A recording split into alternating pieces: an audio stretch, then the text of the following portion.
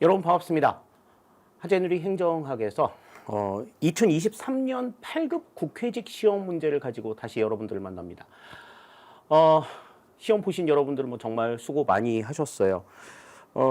국회직 시험 같은 경우에는 이제 모집 단위가 그렇게 크지가 않고, 그리고 또 상대적으로 그래서 이제 응시하는 사람들이 그렇게 좀 많지 않기 때문에 사실 공무원 시험에서 관심의 영역에 조금 벗어나 있는 그러한 여지들이 조금 있습니다. 그래서 뭐 해설이라든지 이런 것들이 조금 많이 안 나타나는 편이기도 한데요.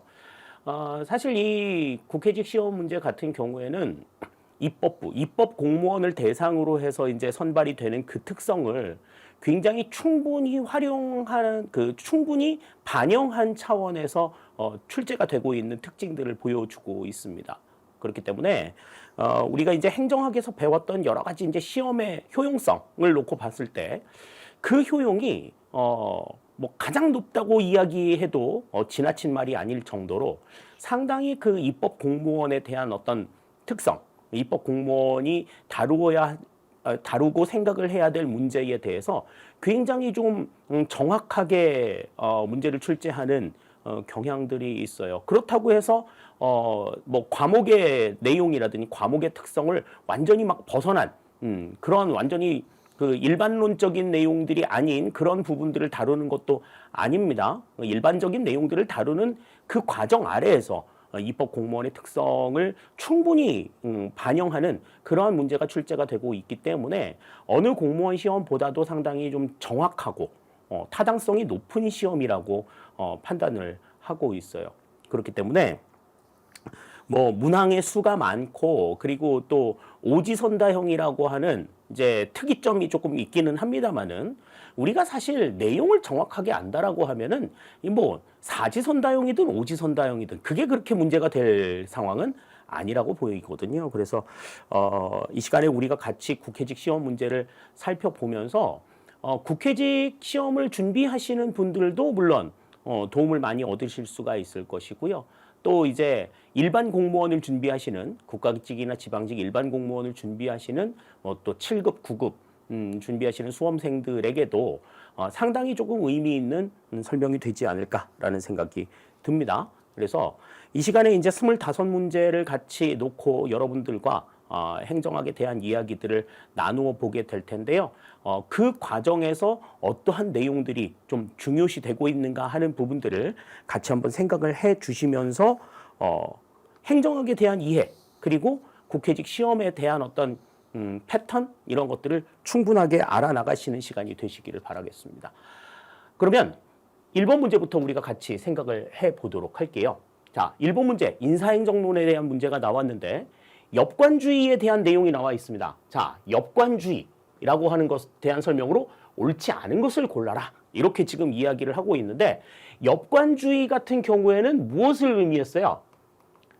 정당이나 왕에 대한 충성도를 기준으로 해서 관료를 임용하는 이 같은 스타일이 이제 엽관주의라고 말씀을 드렸죠. 그렇기 때문에 지금 이 엽관주의는 이제 이러한 내용들을 바탕으로 해서 뭐 행정의 민주화에 기여했다라고 하는 것도 상당히 조금 의미 있게 우리가 생각을 해야 될 부분이고 또 정당이 지금 들어가 있기 때문에 정당 정치에 대한 이해도 좀 분명하게 있어야 될 필요가 있겠습니다. 자, 그러면 1번부터 볼게요.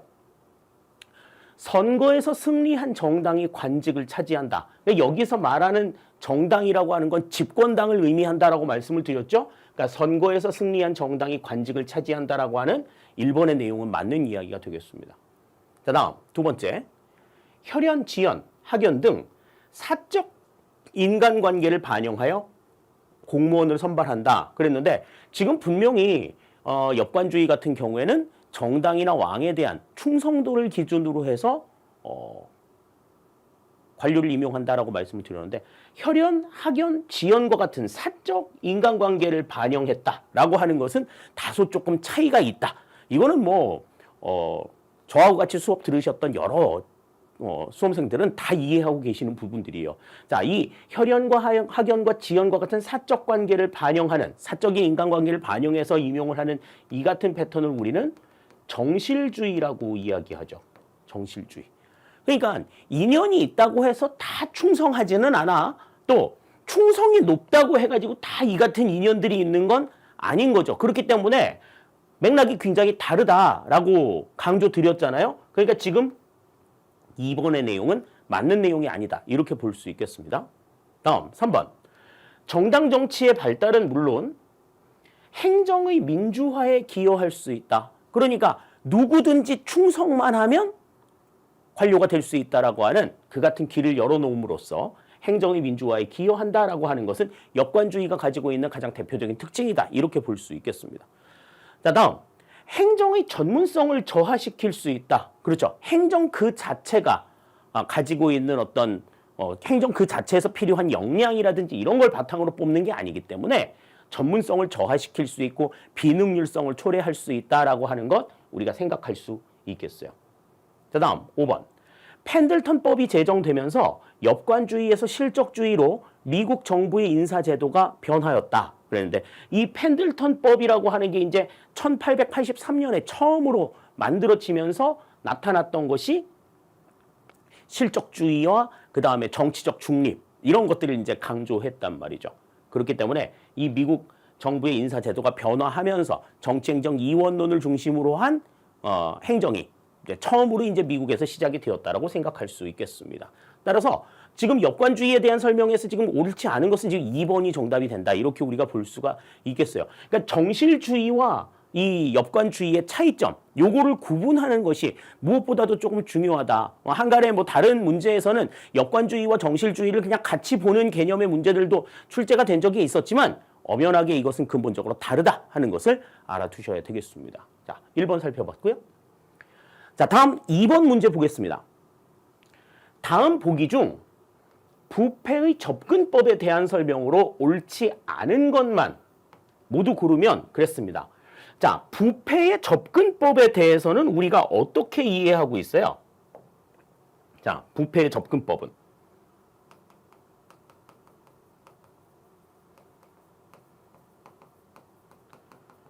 무엇을 부패로 보느냐에 대한 내용이죠. 무엇을 부패로 보느냐. 그래서 이제 첫 번째로 등장하는 게 도덕적 접근법이 있습니다. 자, 도덕적 접근법이라고 하는 것은 이제 개인의 일탈, 개인의 윤리의식의 결여, 이게 이제 부패를 만든다라는 입장인 거고, 두 번째 등장하는 게 사회문화적 접근법이에요. 자, 이 사회문화적 접근법이라고 하는 것은 이제 사회 내의 지배적인 관습, 그 다음에 경험적인 습성, 이런 것들이 이제 부패를 유발한다라고 보는 입장이 되겠고, 세 번째로 등장하는 게 이제 법적, 제도적 접근법입니다. 자, 이 법적, 제도적 접근법이라고 하는 것은 이제 법률의 어떤 뭐 결함이라든지 운영상의 문제 이런 것들로 인해 가지고 부패가 발생이 된다. 이렇게 보는 관점이고, 마지막으로 이제 네 번째로 보는 이제 체제적 접근법이라고 하는 것은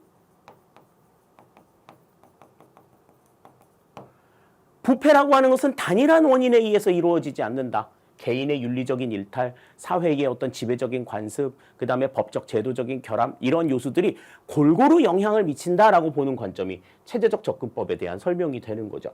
자, 그러면 이 같은 맥락을 바탕으로 해서 지금 이제 기억부터 리을까지의 내용들을 같이 한번 생각을 해보도록 하겠습니다. 자, 기억부터 보시죠.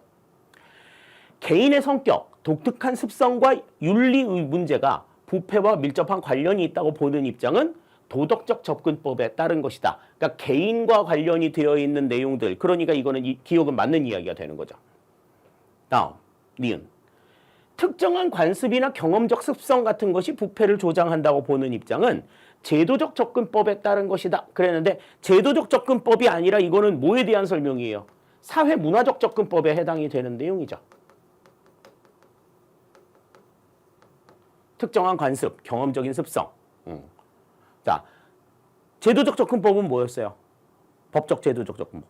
법이나 제도의 결함, 운영상의 문제 이런 것들이 원인이 된다고 그랬죠. 자, 디귿 보시면 사회의 법과 제도상의 결함이나 이러한 것들에 대한 관리 기구와 운영상의 문제들이 부패의 원인으로 작용한다고 보는 입장은 사회문화적 접근법에 따른 것이다. 그런데 이건 사회문화적 접근법이 아니라 지금 제도적 접근법에 해당이 되는 내용이다. 그러니까 지금 니은하고 디귿 같은 경우에는 서로 지금 위치가 바뀌어 있는 이 같은 상황입니다. 그러니까 니은도 틀리고 디귿도 틀린 이 같은 상황이라고 볼 수가 있겠죠. 다음 리을. 부패란 어느 하나의 변수에 의해 설명되는 것이 아니라 문화적 특성, 제도적 결함, 구조적 모순, 공무원의 부정적 행태 등 다양한 요인에 의해 복합적으로 나타난다는 입장은 체제론적 접근법에 따른 것이다. 맞는 이야기가 되는 거죠. 그죠? 그러니까 부패라고 하는 것이 단일한 어떤 원인에 의한 것이 아니라 여러 가지 원인이 겸해가지고 나타난다라고 보는 입장이니까 지금 옳지 않은 걸 골라라 그랬으니까 지금 니은과 디귿이 지금 여기서는 답이 되지 않을까라는 생각이 듭니다. 따라서 지금 여기서 정답을 찾아보면 정답은 여기서는 니은과 디귿을 고른 3번이 정답이 된다. 이렇게 우리가 생각을 할 수 있겠네요. 자, 다음 3번 문제 보겠습니다. 자, 3번 문제 상당히 좀 당황하셨을 법한 문제예요. 굉장히 따끈따끈한 신선한 문제가 나왔습니다. 자, 우리나라 고향사랑 기부금에 대한 설명으로 옳지 않은 것은 그랬는데요.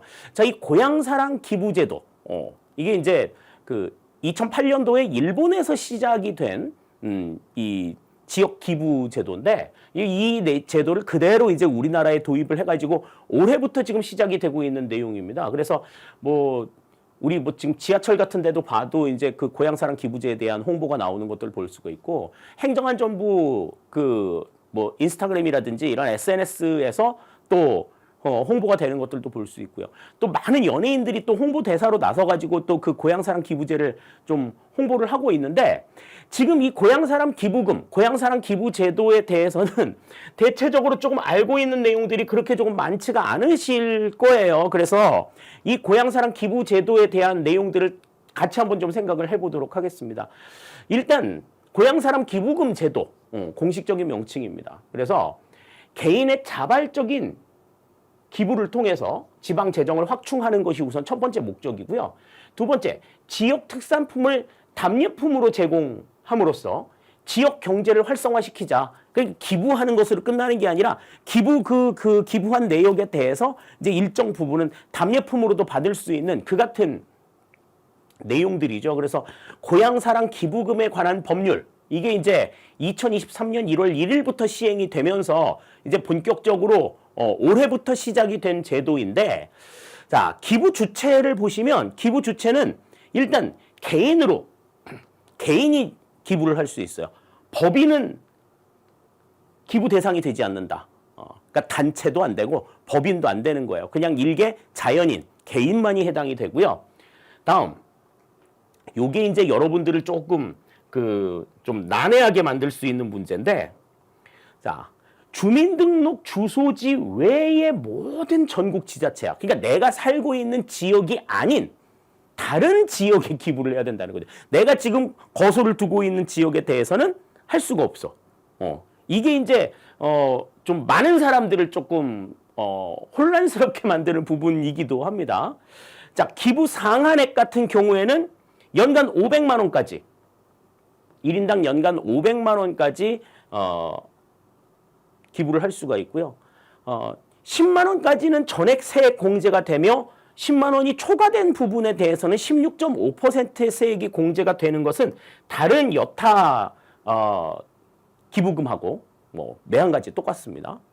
자, 다음에 이제 기부를 강요한다든지 모금 방법을 위반하는 행위에 대해서는 굉장히 강력하게 처벌을 하고 있어요. 그래서 전화를 걸어가지고 저 이만저만하고 저 기부 좀 해주세요. 이렇게 쉽게 말해가지고 이게 자발적인 기부여야 하는데 자발성을 좀 훼손시키는 여러 가지 문제들이 나온다. 쉽게 말해서 구걸하면 안 되는 거야. 지역에서 우리 좀 기부 좀 해주세요. 이렇게 구걸하면 안 된다라는 거죠. 그래서 그렇게 기부를 강요한다든지 모금 방법을 위반하는 상황에 대해서는 강력하게 형사처벌을 하도록 되어 있고, 이 기부가 된 돈들은 주민복리 증진 사업이나 사회적 취약 계층 지원, 또 청소년 육성 보호, 또 지역 공동체 활성화 지원, 이 같은 목적에 활용이 됩니다. 그러니까 여기서 말하는 고향이라고 하는 거는 그냥 내가 직접 태어나서 자랐던 그 고향이 아니라 그냥 마음의 고향인 거지. 마음의 고향. 제2의 고향 뭐 이런 거죠.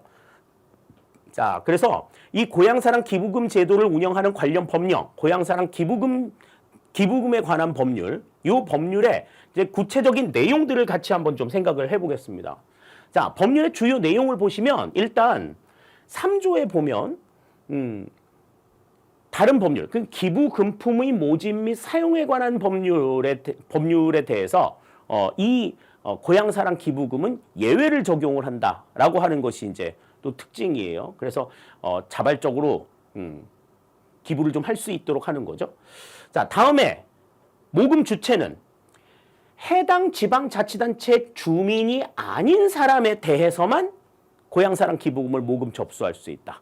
요게 이제 특징이고, 다음에 행정안전부 장관은 지방자치단체 또는 그 소속 공무원이 다음 각 호의 어느 하나에 해당하는 경우 다음 회계년도의 1년 이내의 기간 동안 해당 자치단체 고향사랑 기부금 모금 접수를 제한할 수 있다. 그러니까 1년 이내의 기간 동안 모금 접수를 제한할 수 있는 상황이 뭐냐는 거죠. 그래서 지금 여기 보면 6조 1항 또는 2항을 위반해서 고향사랑 기부금을 낼 것을 강요하거나, 그러니까 자발적으로 내지 않도록 한다든지 또 적극적으로 권유 독려한 경우에는 제한을 할 수 있다는 거죠.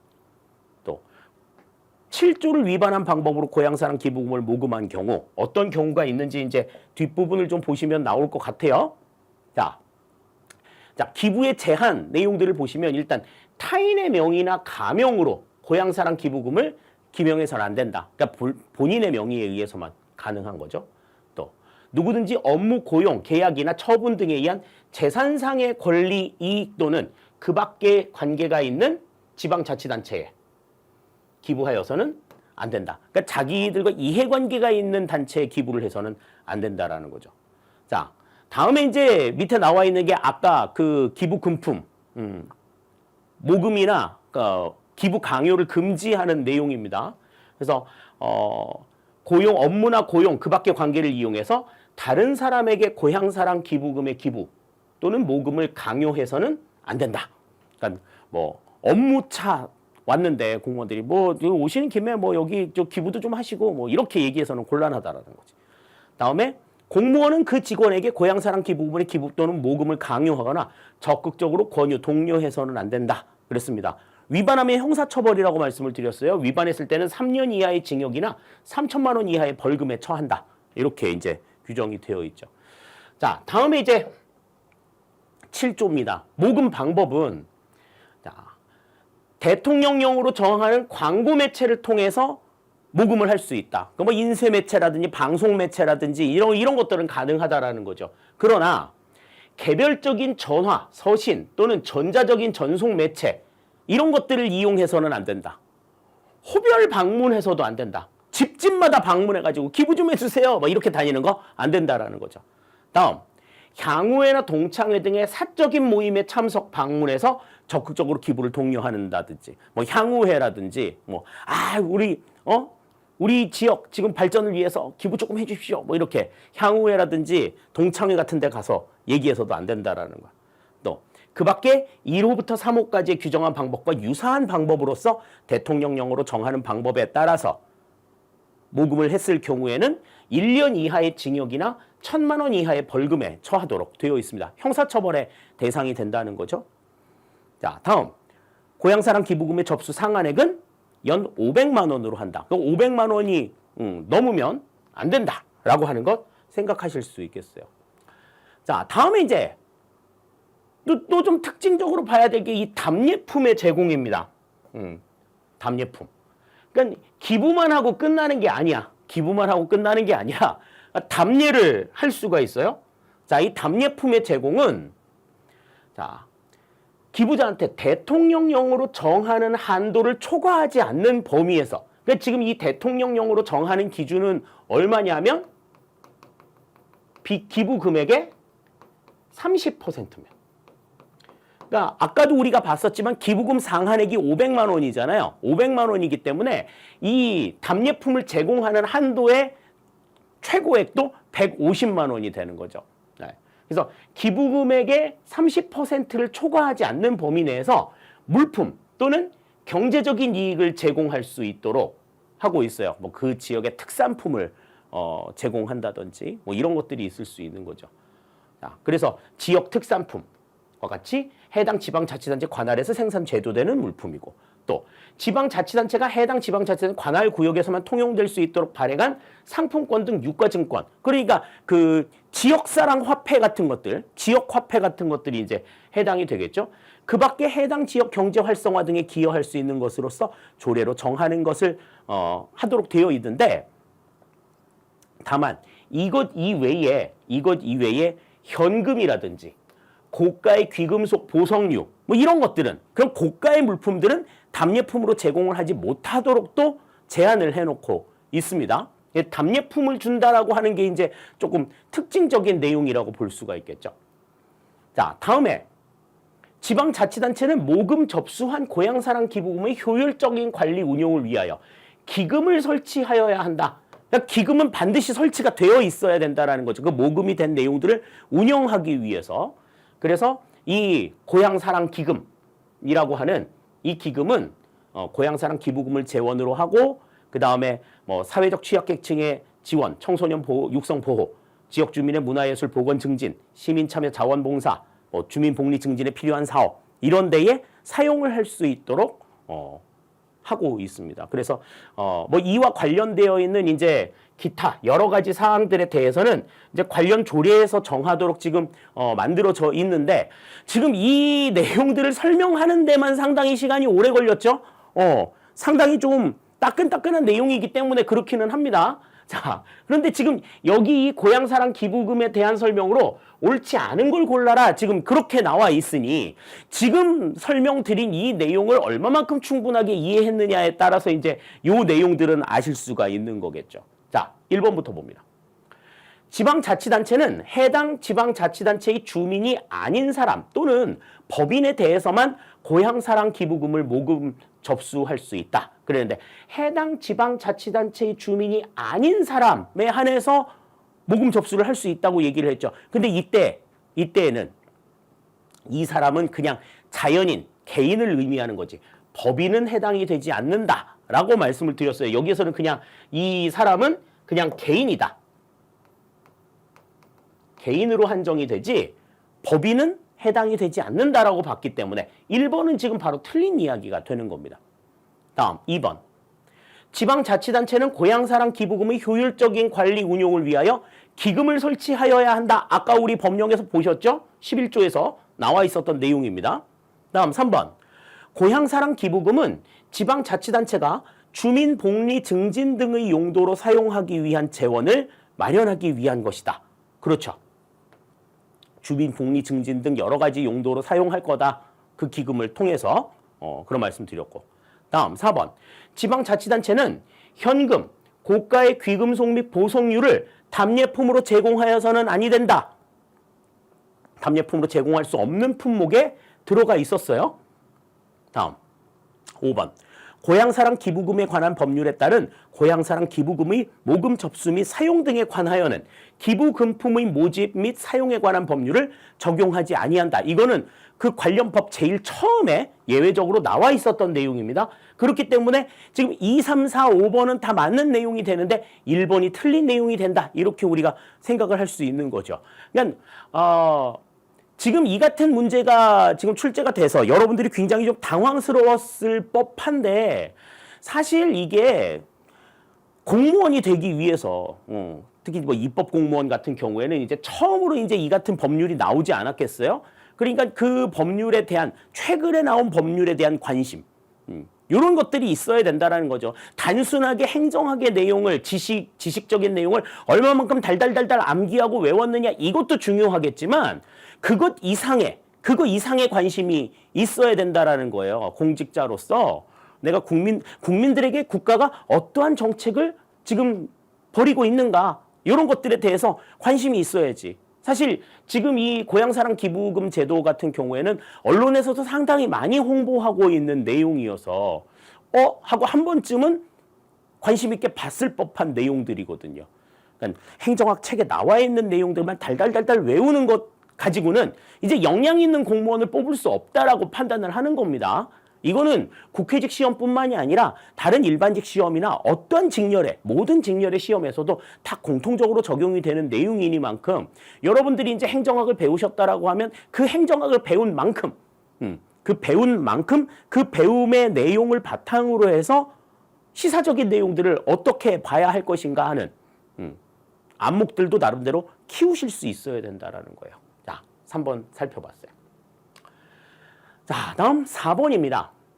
다음 보기 중 시험의 요건에 대한 설명으로 옳지 않은 것만을 모두 고르면 그랬습니다.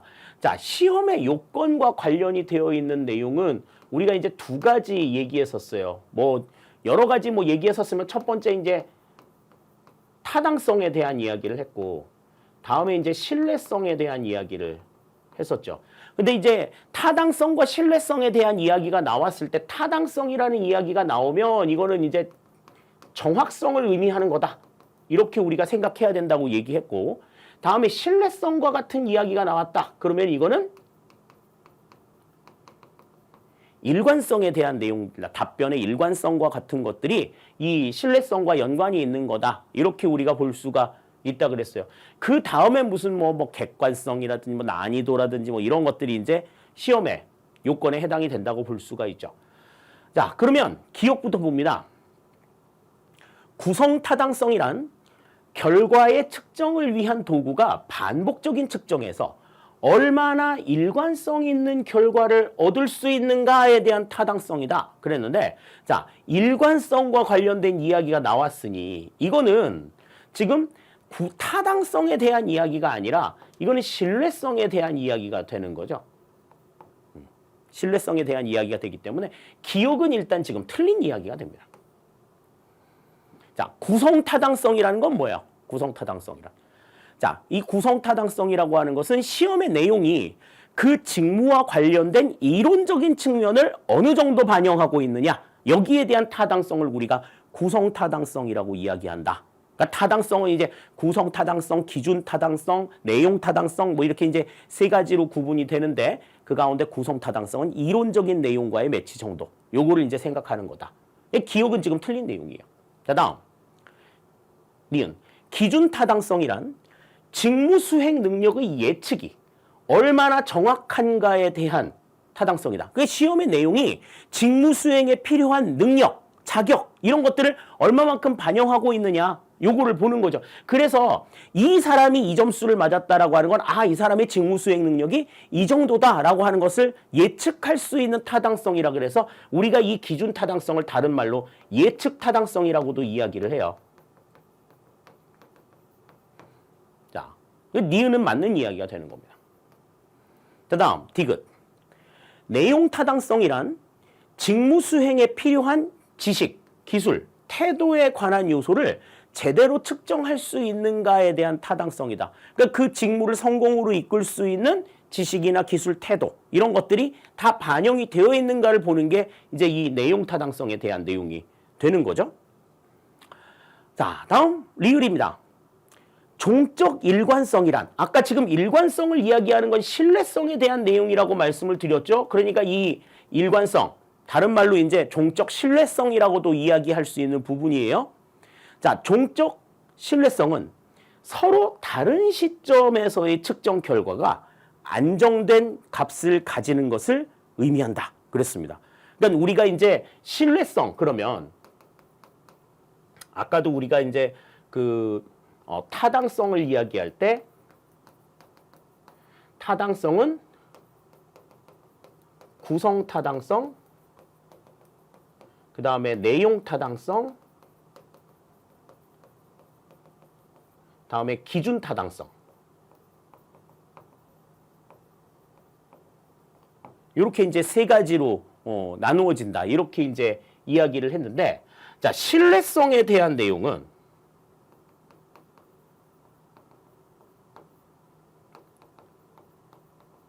종적인 신뢰성과 횡적인 신뢰성. 그러니까 종적 신뢰성이라고 하는 것은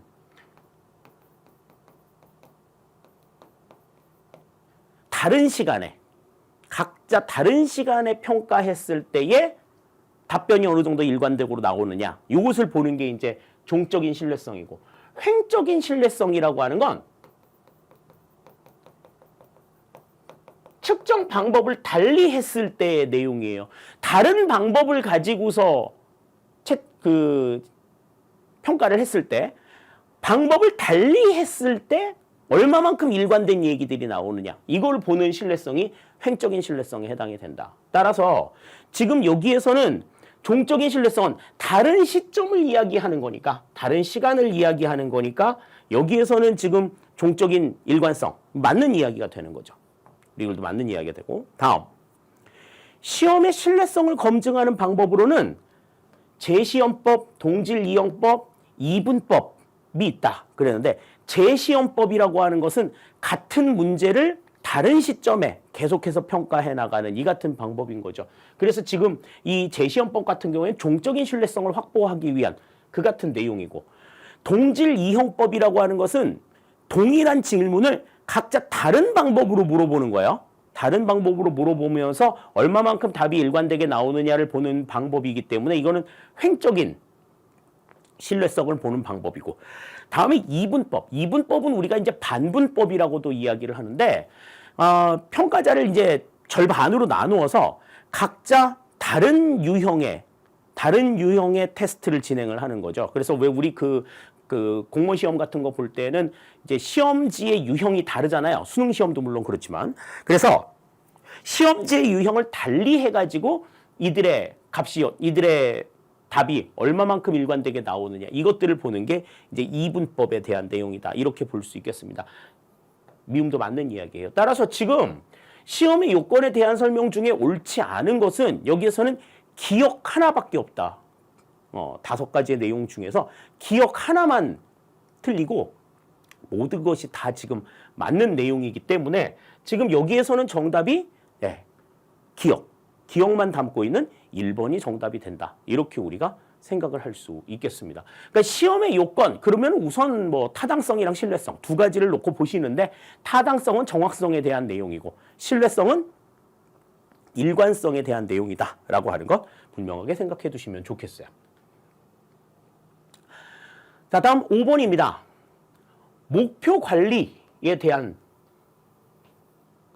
설명으로 옳지 않은 것은 그랬습니다. MBO와 관련된 내용, 뭐 여러 차례 말씀을 드렸습니다만, 조직의 목표 달성을 위해서 모든 구성원의 참여가 보장이 되는 이 같은 체계를 우리가 이제 목표 관리라고 이야기를 했죠.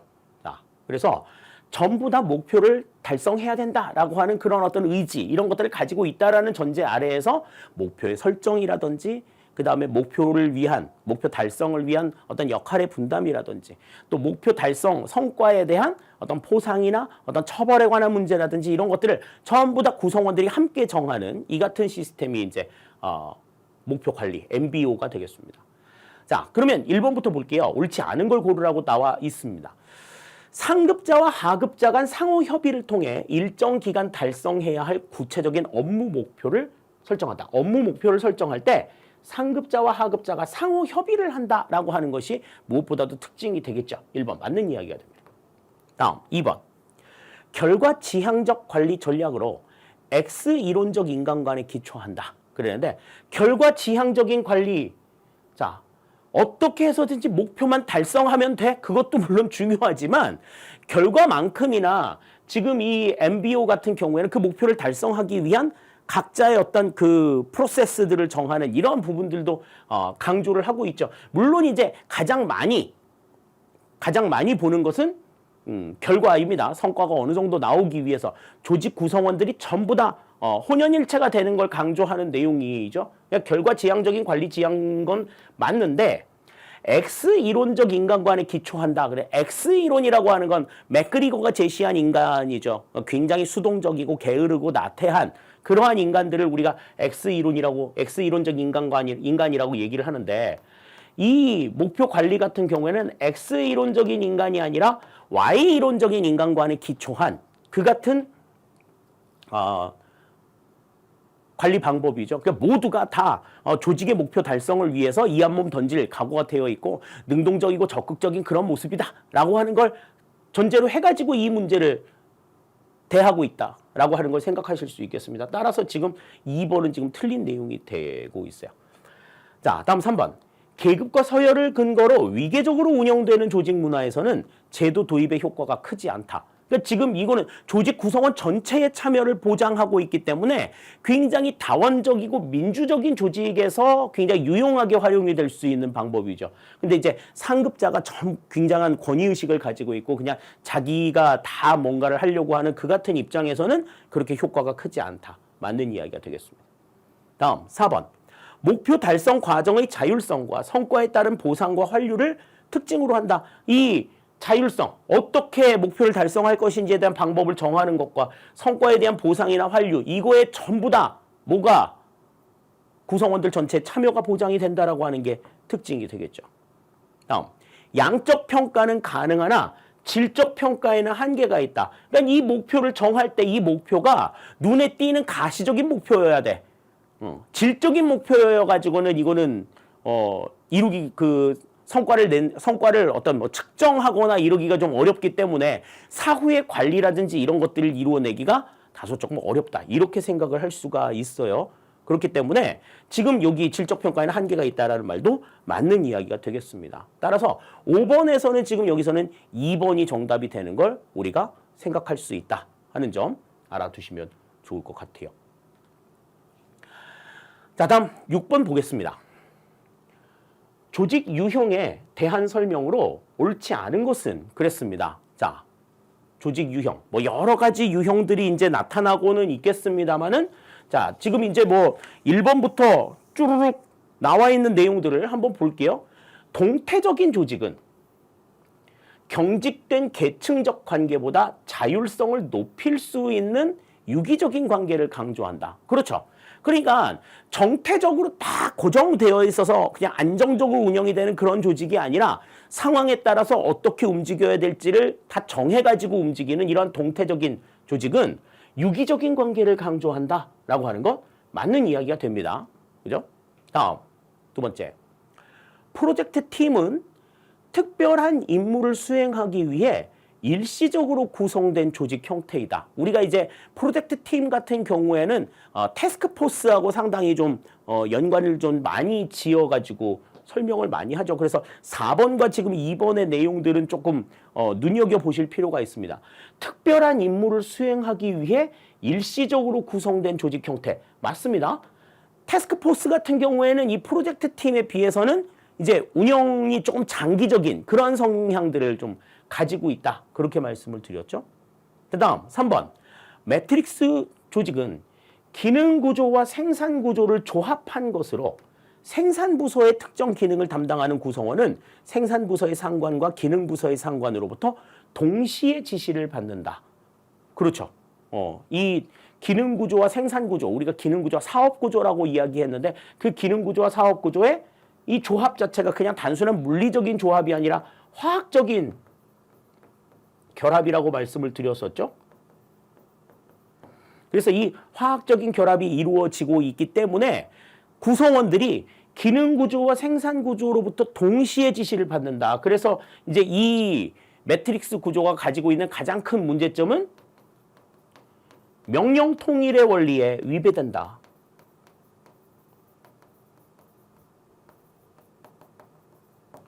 명령 통일의 원리에 위배되는 이 같은 성질이 나타날 수 있다 하는 것들 생각을 할 수 있어야 된다 그랬어요. 3번도 맞는 이야기가 됩니다. 다음 4번.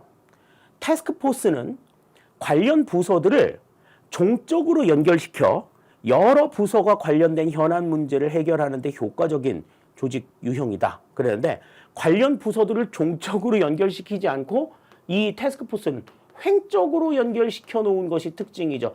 횡적으로 연결시켰다라는 건 뭐야? 부서들 간의 계층을 만들어 놓지 않는 거죠. 각각의 부서들을 동등한 위치에 놔놓고 이들 업무들을 어떻게 투입해야 될 것인가를 결정해 나가는 이러한 방식이기 때문에 관련 부서들을 종적으로 연결시킨다라고 하는 것은 맞는 이야기가 아니다. 물론 태스크포스 내의 구성원들 사이에서는 계층이 만들어질 수 있지만 이거는 지금 부서의 현안 문제는 부서의 연결을 나타내는 내용이기 때문에 부서의 내용들은 횡적인 연결이 맞는 내용이 된다. 따라서 4번이 지금 여기서는 틀린 내용이 된다고 볼 수 있어요. 자, 다음 5번. 에도크라시 조직은 수평적 분화가 강한 반면 수직적 분화는 약하다. 상대적으로 이제 좀 수평적인 분화가 일어나면서 조정이나 협력 같은 것들이 일어날 수 있는 탈관료제 조직, 에도크라시라고 하는 건 탈관료제라고 인식을 하셔야 된다는 말이죠. 자, 요걸 이제 생각하셔야 돼요. 따라서 지금 6번에서는 정답이 여기서는 4번이 틀린 내용이 된다. 1, 2, 3, 5번이 어떻게 해서 맞는 내용이고 4번이 어떻게 해서 틀린 내용인가 하는 것들은 다시 한번 여러분들이 잘 정리해 두시기 바라겠습니다. 자, 다음 7번입니다. 특별지방행정기관에 대한 설명으로 옳지 않은 것은 그랬어요. 자, 특별지방행정기관은 뭐라고 말씀드렸습니까? 특별지방행정기관은 지방 업무를 수행하는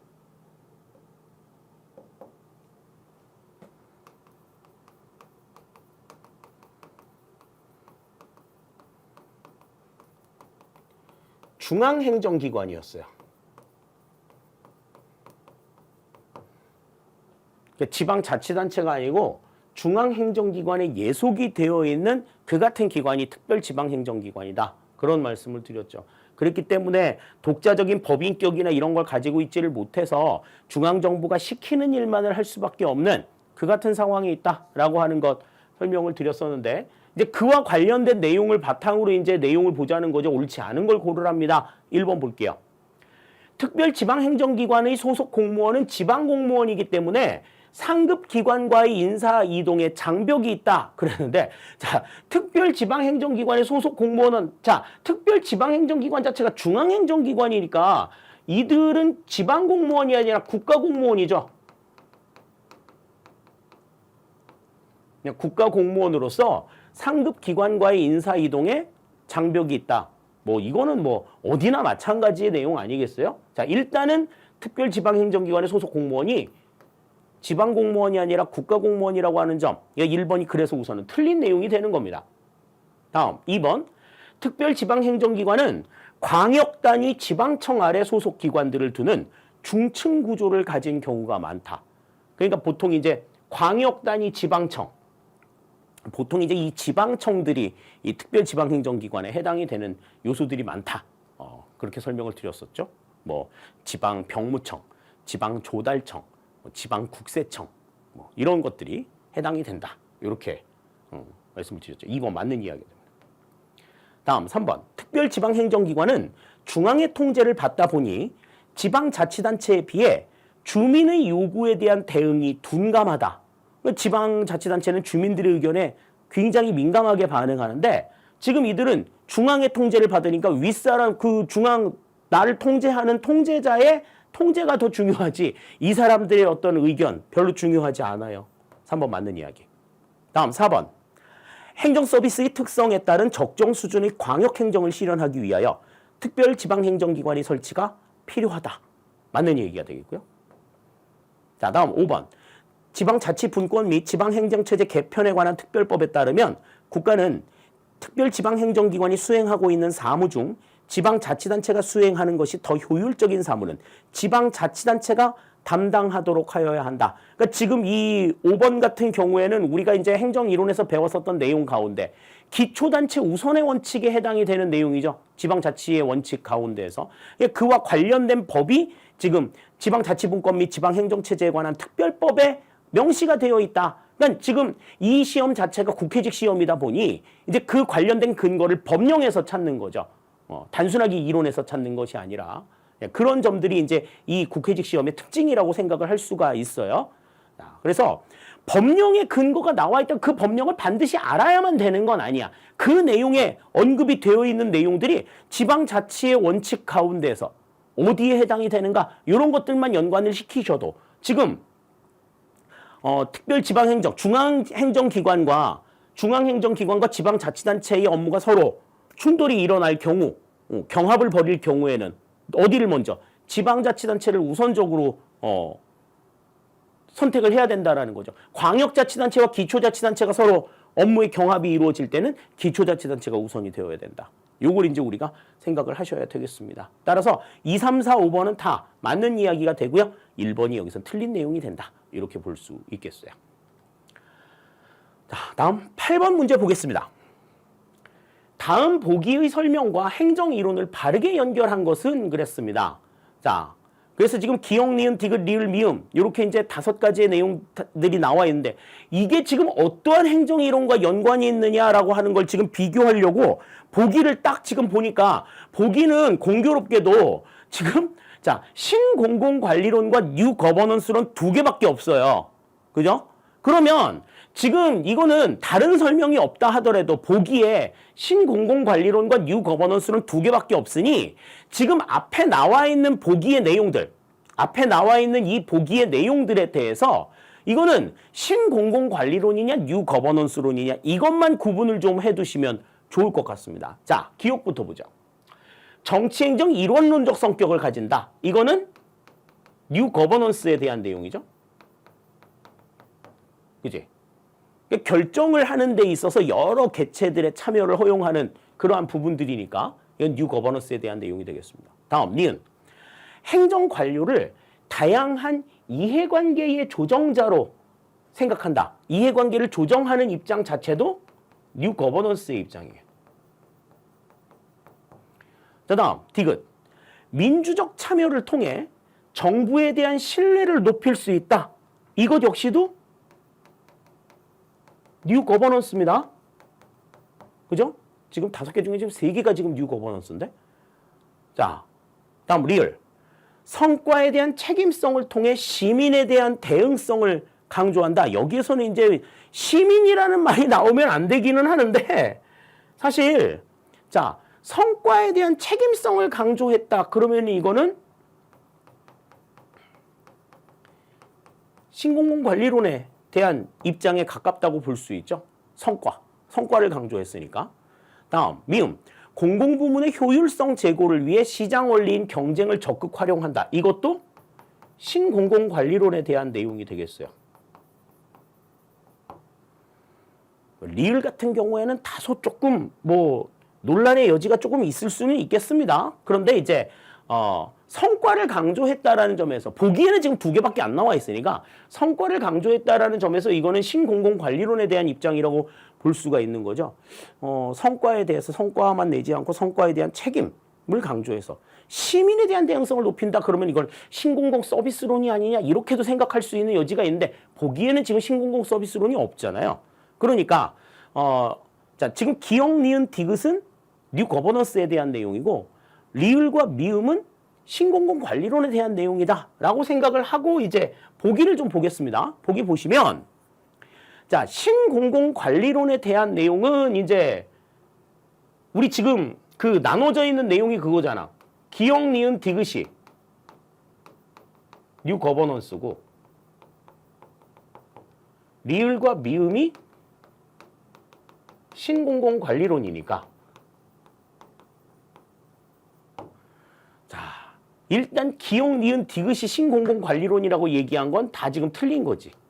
그지? 지금 신공공관리, 지금 이것도 디귿은 아닌 거죠. 자, 뉴거버넌스론을 이제 이야기했는데 뉴거버넌스를 기역, 리을이라고 얘기했으니까 4번은 지금 맞는 이야기가 아닌 거고 5번 하나만 지금 맞는 이야기가 되겠죠. 그죠? 따라서 8번의 정답은 5번이 되는 것 우리가 생각을 할 수가 있겠습니다. 그러니까 지금 각각의 내용들이 무엇이 어디에 해당이 되는가를 분명하게 결정을 지은 다음에 그 다음에 거기에 해당이 되는 내용들을 고르는 거죠. 물론 모든 내용들이 다 들어가 있지는 않지만 범위 안에 포함이 되어 있는 내용들을 생각을 하자고 하면 지금 여기에서는 니은 디귿이 포함이 되어 있기 때문에 5번이 정답이 된다. 이렇게 우리가 생각할 수 있을 것 같습니다. 자, 그래서 8번의 정답은 4번이 된다. 이렇게 우리가 보시면 되겠어요. 자, 다음 9번입니다. 동기 이론에 대한 설명으로 옳지 않은 것은 그랬어요. 뭐 동기부여 이론과 관련해서는 여러 가지 내용들이 나왔었습니다. 여러 가지 뭐 내용 이론과 이제 뭐 과정 이론, 뭐 각각의 이론들을 이제 설명을 했었는데, 자, 그 내용들을 이제 바탕으로 한번 내용들을 좀 살펴보기로 하죠. 1번부터 봅니다. 브룸은 욕구 충족과 직무 수행 간의 직접적인 관련성에 대해 의문을 제기하였다. 그러니까 욕구 충족하고 직무 수행하고 무슨 연관이 있냐 이거. 이렇게 본 거죠. 그러니까 전체적으로 업무를 수행하는 과정 아래에서 욕구와 욕구 충족이 직무 수행에 직접적인 연관을 주지 못한다. 그래서 이제 이 브룸은 내용 이론의 요소들을 강조하지 않고 과정 이론 중에 하나인 기대 이론을 제시했죠.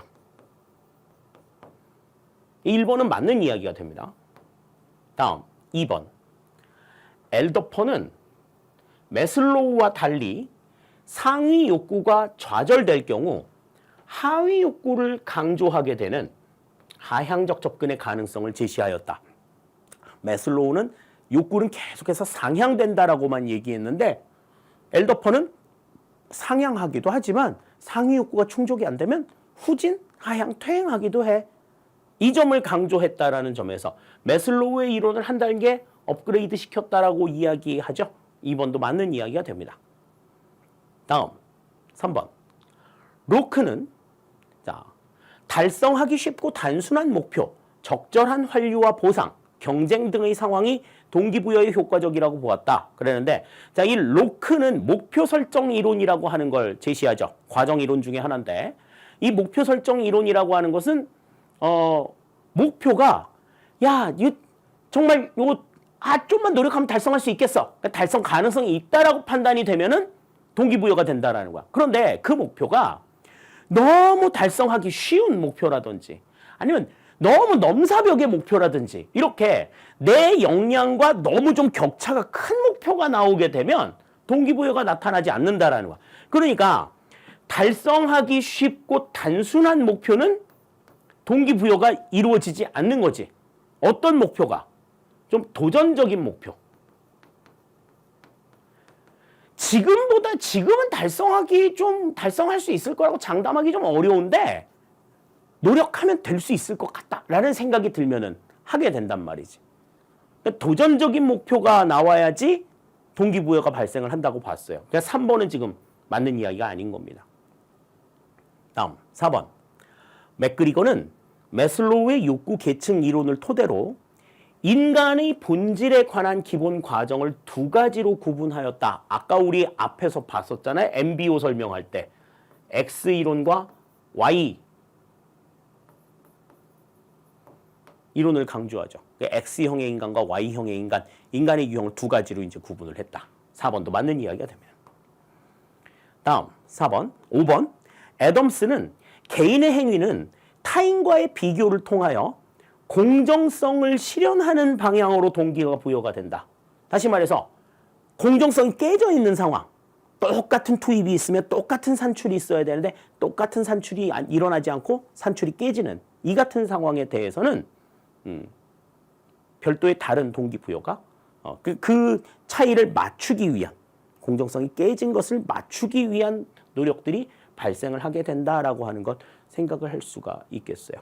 따라서 5번도 맞는 이야기가 됩니다. 따라서 지금 옳지 않은 것은 여기서는 3번이 지금 옳지 않은 것이다. 이렇게 우리가 생각을 할 수 있겠습니다. 그러니까 동기부여 이론 같은 경우에는 내용 이론과 과정 이론으로 일단은 구분을 하고 각각의 이론들이 어떤 특징들을 보이고 있는가 하는 것들을 좀 중점적으로 생각하실 필요가 있을 것 같아요.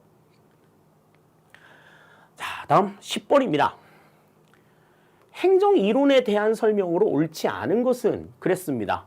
행정 이론, 여러 가지 이론들이 나오겠습니다만은 자, 1번부터 볼까요? 자, 제퍼슨은 엄격한 헌법적 제한을 통해 최고 관리자와 관료의 책임성을 확보해야 한다고 주장하였다. 그래서 이 최고 관리자와 관료의 책임성을 확보하기 위한 법적인 헌법적 제한을 강조했다라고 한 제퍼슨주의, 엽관주의를 얘기했던 대표적인 학자이기도 하죠. 1번 맞는 이야기가 됩니다. 다음 2번. 비담은 관료제 모형을 정의적, 규범적, 설명적인 것으로 분류하고, 자, 베버의 관료제 이론을 정의적 모형에 해당했다. 그러니까 정의적이랑 규범적인 모형인 거죠. 딱 그런 모형에 베버의 관료제를 이야기했다라고 보는 것도 맞는 이야기가 되겠습니다. 다음 3번. 윌슨은 행정연구라는 논문을 통해 행정의 탈정치화를 제안하였다. 행정이 정치에서 벗어나야 된다. 정치와 다르다라고 하는 걸 강조한 게 바로 이 윌슨의 행정의 연구라고 하는 논문이죠. 오늘날 행정학 연구의 시작이 되었다라고 이야기하는 논문이 되겠습니다. 다음 4번. 테일러는 관리의 지도 원리로 계획 표준화, 능률화 등을 제시하였다. 어떻게 관리하는 것이 과학적이냐. 그래서 어떻게 하면 시간을 조금 줄이고 어떻게 하면 움직임을 좀 덜 하면서 효율적인, 효과적인 운영을 해나갈 수 있느냐라고 하는 것을 강조한 내용이 바로 테일러의 과학적 관리 내용이죠. 그래서 그 과학적 관리의 지도 원리로 내세운 게 계획과 표준화와 능률화가 되겠습니다. 자, 그러면 1번부터 4번이 지금 다 맞는 내용이 되는 거죠. 5번이 지금 틀렸다는 이야기인데, 자, 5번 봅니다. 오스본과 게블러의 정부 재창조로는 레이건 행정부 정부 재창조 운동의 이론적 기초가 되었다. 그랬는데, 자, 이 오스본과 게블러가 정부 재창조론을 제시한 것은 1992년이에요. 리인벤팅 거버먼트라고 하는 책을 낸 게 1992년이란 말이지. 근데 레이건 행정부는요. 지금 이 수업 들으시는 분 중에 레이건 행정부 때 계셨던 분은 안 계실걸? 레이건 행정부는 1981년에 시작이 되어서 무려 8년 동안 1988년까지 있었어요. 8년간 재선까지 성공해가지고 8년간 있었어. 그러니까 이 정부 재창조로는 레이건 행정부에 영향을 미친 내용은 아닙니다. 일단 정부 재창조 운동을 강조했던 정부는 레이건 행정부가 아니라 클린턴 행정부예요. 이 클린턴 행정부가 1993년에 이제 출범을 하게 되죠. 그래서 지금 여기서는 레이건 행정부라는 말이 지금 맞지 않고 클린턴 행정부라고 봐야지 맞는 이야기가 되는 겁니다. 따라서 10번에서는 지금 5번이 틀린 이야기가 된다. 이렇게 우리가 생각할 수 있겠습니다. 자, 다음 11번입니다. 공식 조직과 비공식 조직에 대한 설명으로 옳지 않은 것은 그랬습니다. 자, 공식 조직이라고 하는 건 뭐예요? 공식 조직은 계층제를 중심으로 해서 이루어지는 그러한 조직들, 어떤 뭐 의사 전달이라든지 그 다음에 어떤 그 업무의 수행이라든지 이런 것들이 전부 다 어떤 그 법적인 어떤 체계를 가지고 있는 그 같은 내용들인데, 비공식 조직 같은 경우에는 그런 어떤 계층제에 근거하지 않고 개인적인 친분 관계를 바탕으로 해가지고 자발적으로 형성이 되는 내용이죠. 공식 조직 안에서 만들어지는 자발적인 조직들을 이야기합니다. 자, 그럼 1번 보시죠. 비공식 조직은 공식 조직을 전제하지 않고 독립적으로 구성된다. 그랬는데, 자, 물론 뭐 역할들을 하는 데 있어서는 공식 조직의 영향을 안 받을 수도 있겠지만, 이 비공식 조직은 공식 조직을 전제로 공식 조직 내부에서 형성이 된다. 공식 조직을 전제로 독립적으로 구성이 되지 않고 공식 조직 내부에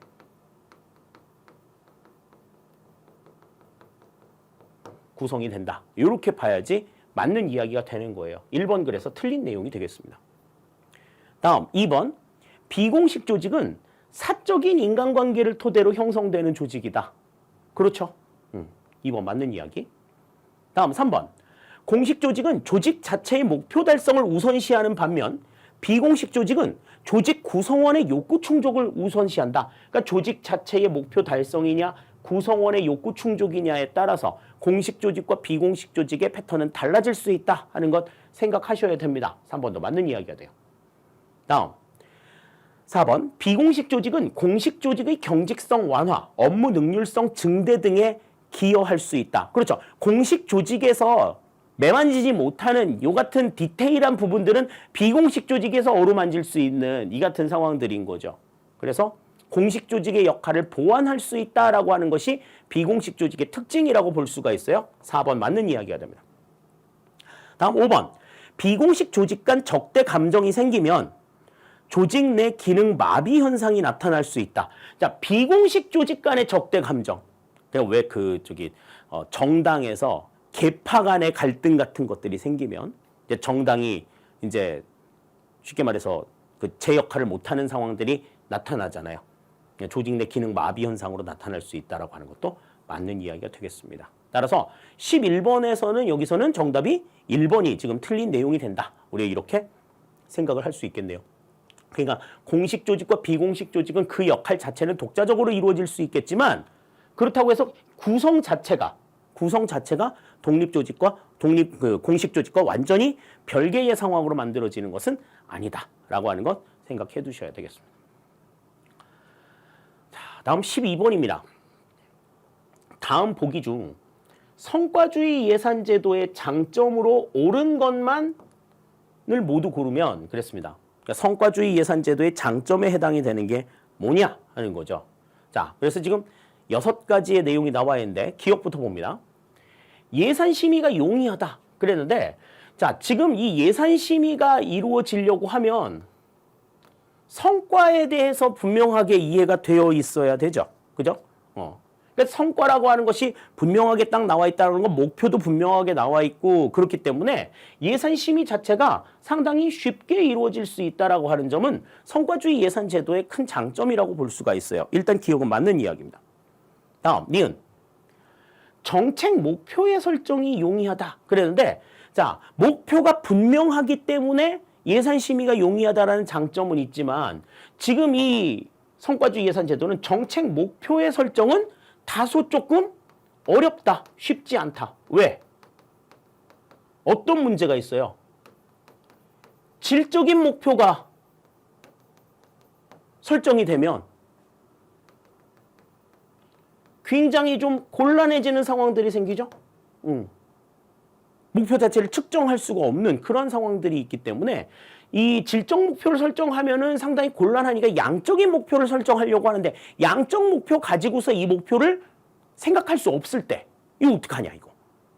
그런 문제들이 나올 수 있는 거죠. 그래서 니은은 정책 목표 설정이 용이하다라고 보는 건 맞는 얘기가 아니다 이렇게 볼 수 있습니다. 다음 디귿. 예산과 사업의 연계가 용이하다. 그 예산과 사업의 연계를 위해 가지고 성과주의 예산제도는 등장한 거니까 디귿은 일단은 맞는 내용이라고 볼 수 있겠고요.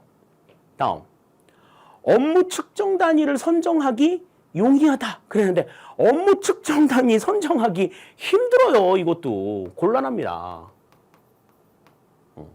측정 단위 선정하기 정확하게 딱딱 이렇게 떨어지는 일들 잘 안 한단 말이지. 그 리을도 틀린 내용이 되겠습니다. 다음, 미음. 품목별 예산제도에 비해 사업 관리가 용이하다. 품목별 예산제도는 투입에만 관심이 있잖아요. 그 사업 자체에 어떤 성과가 나왔는가에 대해서 품목별 예산제도는 알 수가 없다고. 그런데 성과주의 예산제도 같은 경우에는 그 예산을 써가지고 무엇을 했느냐 여기에 관심을 두고 있는 제도이기 때문에 품목별 예산제도에 비해서 사업관리가 용이하다라고 하는 말은 맞는 이야기가 되는 겁니다. 기억과 디귿과 미음이 지금 맞는 이야기가 되겠죠. 자, 현금주의를 택하고 있는 조직에서 운영하기가 용이하다 그랬는데 현금주의를 택하고 있는 조직에서 운영하기가 용이한 것은 이거는 품목별 예산제도에 해당이 되지 성과주의 예산제도에는 해당이 안 된다라고 볼 수가 있겠어요. 따라서 지금 여기서는 기억과 디귿과 미음이 지금 장점으로 옳은 것이고 니은과 리을과 비읍은 해당이 안 된다라고 볼 수가 있겠습니다. 따라서 지금 여기에서는 정답을 골라라. 그러면은 자 어디가 정답? 기억과 디귿과 미음을 얘기하고 있는 2번이 정답이 된다. 이렇게 우리가 생각할 수 있겠네요. 자, 다음 13번입니다. 다음 보기에서 설명하는 정책 결정 모형으로 가장 적절한 것은 그랬습니다. 지금 이제 굉장히 긴 지문이 나왔어요. 긴 지문이 나왔는데 이렇게 긴 지문이 나오면 이 지문의 내용들을 전부 다 이해해야 된다고 생각하기가 쉽습니다. 그런데 그렇지 않아요. 그렇지 않아요. 전체적으로 물론 다 읽어보시면 뭐 무슨 소리인지는 알겠는데 문제를 보는 데 있어서 어떤 키워드, 답을 찾는 데 어떤 키워드로 제공이 되는 내용들은 대개 이제 문제의 어떤 첫 번째 문장 정도? 그 정도가 될 것 같습니다. 자, 그럼 봅시다. 이 모형은 수요와 공급의 관점에서 정부 정책을 검토하는데 정부가 공공재의 공급자이고 시민들은 수요자가 된다. 그러니까 경제적인 관점에서 보는 거죠. 그러니까 수요와 공급의 관점. 그래 이거는 경제학적인 관점인 거야. 경제학적인 관점. 경제학적인 관점으로 지금 정책을 본다고? 그러면 이제 답이 조금 보일 수 있을 것 같아요. 시민의 편익을 극대화할 수 있는 서비스 공급과 생산은 공공부문의 시장 경제화를 통해 가능하다는 것이다. 공공부문의 시장 경제화. 요걸 강조했던 모형이 뭐가 있었어? 이게 바로 공공선택론이었죠. 시장 외적인 상황을 경제학적으로 풀어보자라고 하는 내용. 그러니까 지금 여기에서는 요 내용이 지금 이제 핵심이 되는 겁니다. 오스트롬 교수가 이제 이 공공선택론을 행정학에 적용을 하면서 등장하게 된 거죠. 독점적 정부 관료제는 정부 실패를 가져오기 때문에 시민 개개인의 선호와 선택을 존중하고 경쟁을 통해 서비스를 생산하고 공급하게 함으로써 행정의 대응성을 높일 수 있다는 것이다. 관료 이기주의를 방지하기 위해 외부 계약, 민영화, 정부 부처 간 경쟁 등과 같은 시장 원리를 관료제에 적용시켜야 한다는 것도 이러한 맥락에서 나오는 것이다. 그랬습니다. 그러니까 지금 여기에서는 지금 이 첫 번째 내용에서 경제학적인 관점을 적용했구나라고 생각을 한다면 행정의 경제학의 관점이 적용이 된 게 뭐지? 라는 걸 1차적으로는 좀 생각할 수 있어야 된다는 거죠. 그래서 공공부문의 시장 경제화를 강조한 이 같은 내용. 그러니까 행정의 경제학의 관점을 강조했다? 그러면은 공공선택론 하나만을 우리가 생각할 수 있는 겁니다. 자, 그래서 지금 보기의 내용을 보시면 혼합주사 모형. 자, 1번의 혼합주사 모형 같은 경우에는 합리 모형과 점증 모형을 합친 모형이죠.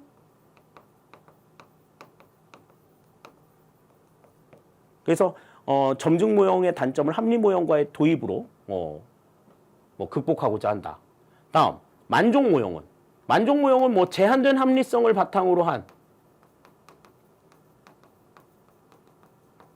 제한된 합리성을 바탕으로 합리 모형이 제시했던 실현 불가능한 문제들, 이런 부분들을 좀 극복해 나가자라고 하는 거고, 회사 모형 같은 경우에는 이제 이 만족 모형이 개인 차원의 모형이기 때문에 이 만족 모형을 조직 차원으로 확대시킨 내용이다라고 이야기를 했었죠. 그래서 이거는 뭐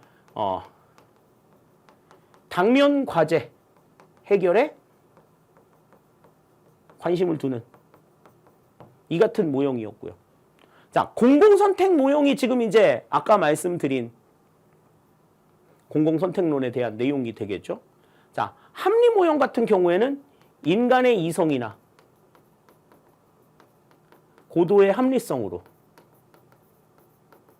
모든 대안을 검토해서 최적의 대안을 찾아보자라고 얘기를 하는 정책 결정 모형 중에 가장 이상적인 모형이다. 이렇게 우리가 설명을 드리고 있습니다. 따라서 지금 여기에서는 가장 적절한 걸 골라라 그러면 아까 보기의 내용들을 봤을 때는 4번 공공선택 모형이 된다. 이렇게 우리가 생각을 할 수 있을 것 같아요. 자, 다음 14번 봅니다. 다음 보기 중 우리나라 전자정부에 대한 설명으로 옳지 않은 것만을 모두 고르면 그랬습니다. 자, 전자정부와 관련된 내용들은 앞으로도 시험 문제에 상당히 많이 나올 겁니다. 왜냐하면 전자정부의 영역이 그만큼 커질 거기 때문이죠. 그러니까 전자정부뿐만이 아니라 이제 뭐 지능형 정부, 요즘에 이제 인공지능을 이용한 다양한 그러한 정부들에 대해서 우리가 좀 눈여겨 보실 필요가 있을 것 같아요. 자, 거기에 대한 설명으로 옳지 않은 걸 고르래요. 1번부터 봅니다. 기억부터 봅니다. 전자정부란 정보기술을 활용하여 행정기관 상호 간 행정 업무 및 국민에 대한 행정 업무를 효율적으로 수행하는 정부이다. 그래서 행정기관 상호 간 행정 업무와 국민에 대한 행정 업무. 그래서 이제 이 전자정부에서는 강조하는 가치가 효율성과 민주성이라고 말씀을 드렸죠. 이 두 가지의 특징들을 가지고 있다. 이렇게 볼 수 있습니다. 기억은 맞는 이야기예요. 다음 니은. 전자정부는 행정이념 중에서 효율성과 민주성을 중요시한다. 그죠? 효율성과 민주성을 중요시한다고 그랬어. 니은 맞는 이야기가 됩니다. 다음 디귿. 행정기관 등의 장은 전자정부의 구현 및 운영 및 발전을 위하여 5년마다 전자정부 기본계획을 수립하여야 한다. 그랬는데 자, 전자정부 기본계획이라고 하는 것은 전자정부를 어떻게 운영해야 될 것인가를 바탕으로 이 우리나라의 전자정부를 총괄하고 있는 행정안전부 장관이 만드는 거예요.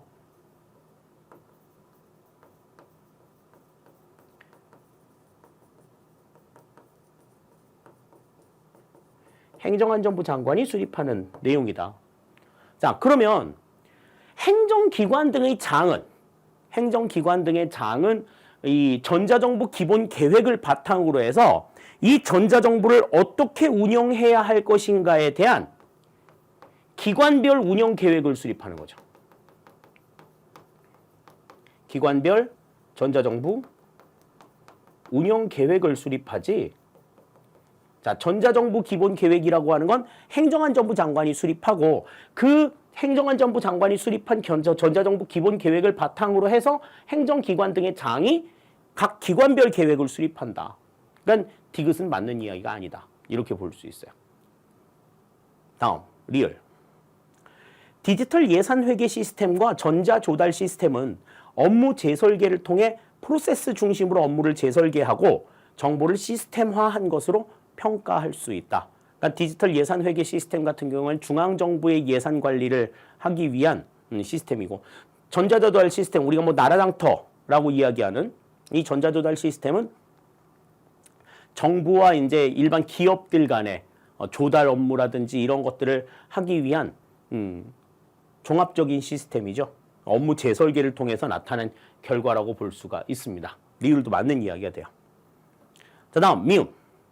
전자정부의 경계는 국가기관, 지방자치단체, 공공기관으로 한정된다 그랬는데 자, 전자정부의 경계는 사실 엄청나죠. 지금 국가기관이나 지방자치단체, 공공기관으로 한정이 되는 건 이제 효율성의 측면에서는 가능한 이야기가 될 수 있지만 민주성의 측면에서 봤을 때는 뭐 금융기관이 될 수도 있고 금융기관도 포함이 될 수가 있고 그 다음에 교육기관들도 해당이 되죠. 다음에 행정 서비스를 받는 일반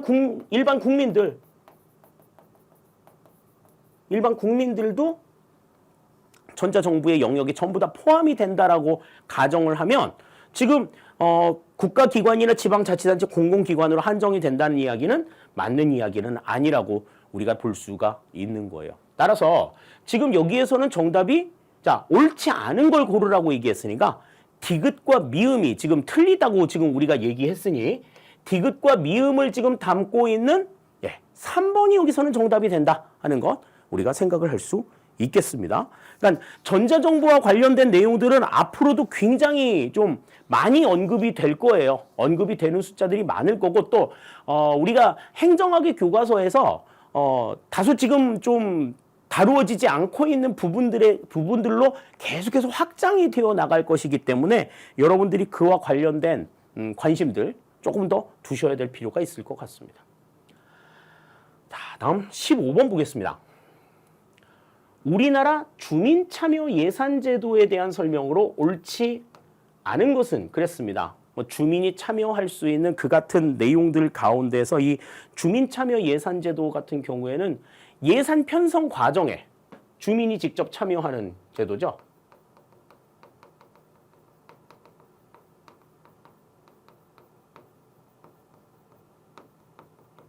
지역 주민이 직접 참여해서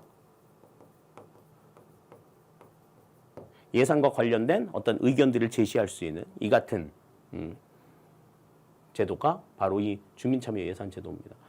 자, 그러면 1번 보시면 주민참여 예산은 재정민주주의를 강화하는 방안 중 하나이다. 주민참여 예산 제도의 가장 큰 특징이 바로 재정민주주의 강화에 있다. 이렇게 우리가 말씀을 드릴 수 있죠. 1번 맞는 이야기가 되겠고요.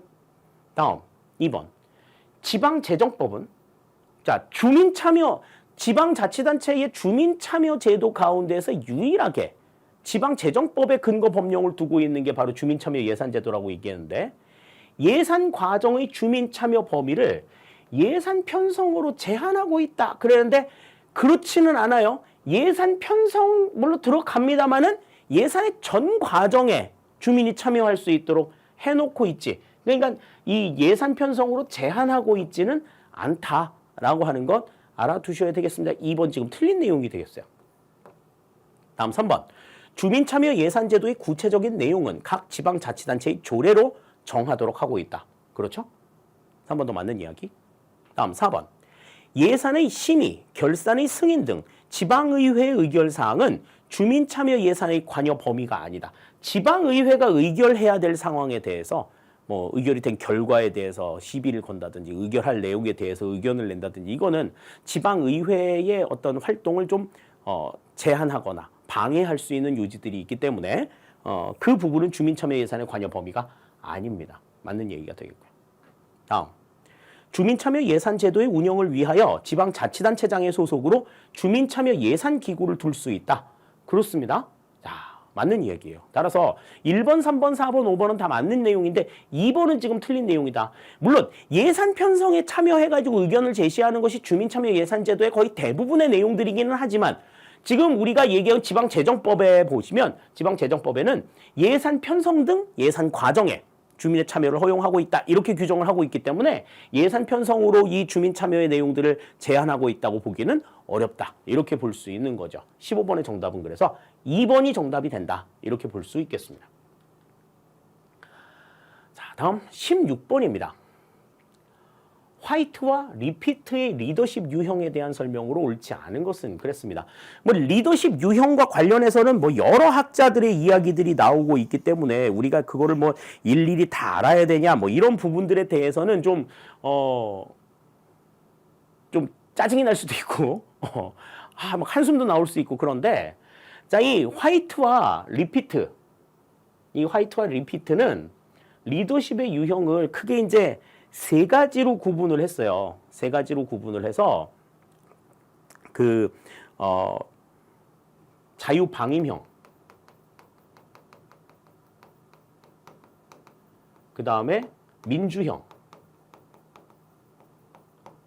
권위형 이렇게 이제 세 가지의 이 리더십의 유형을 제시합니다.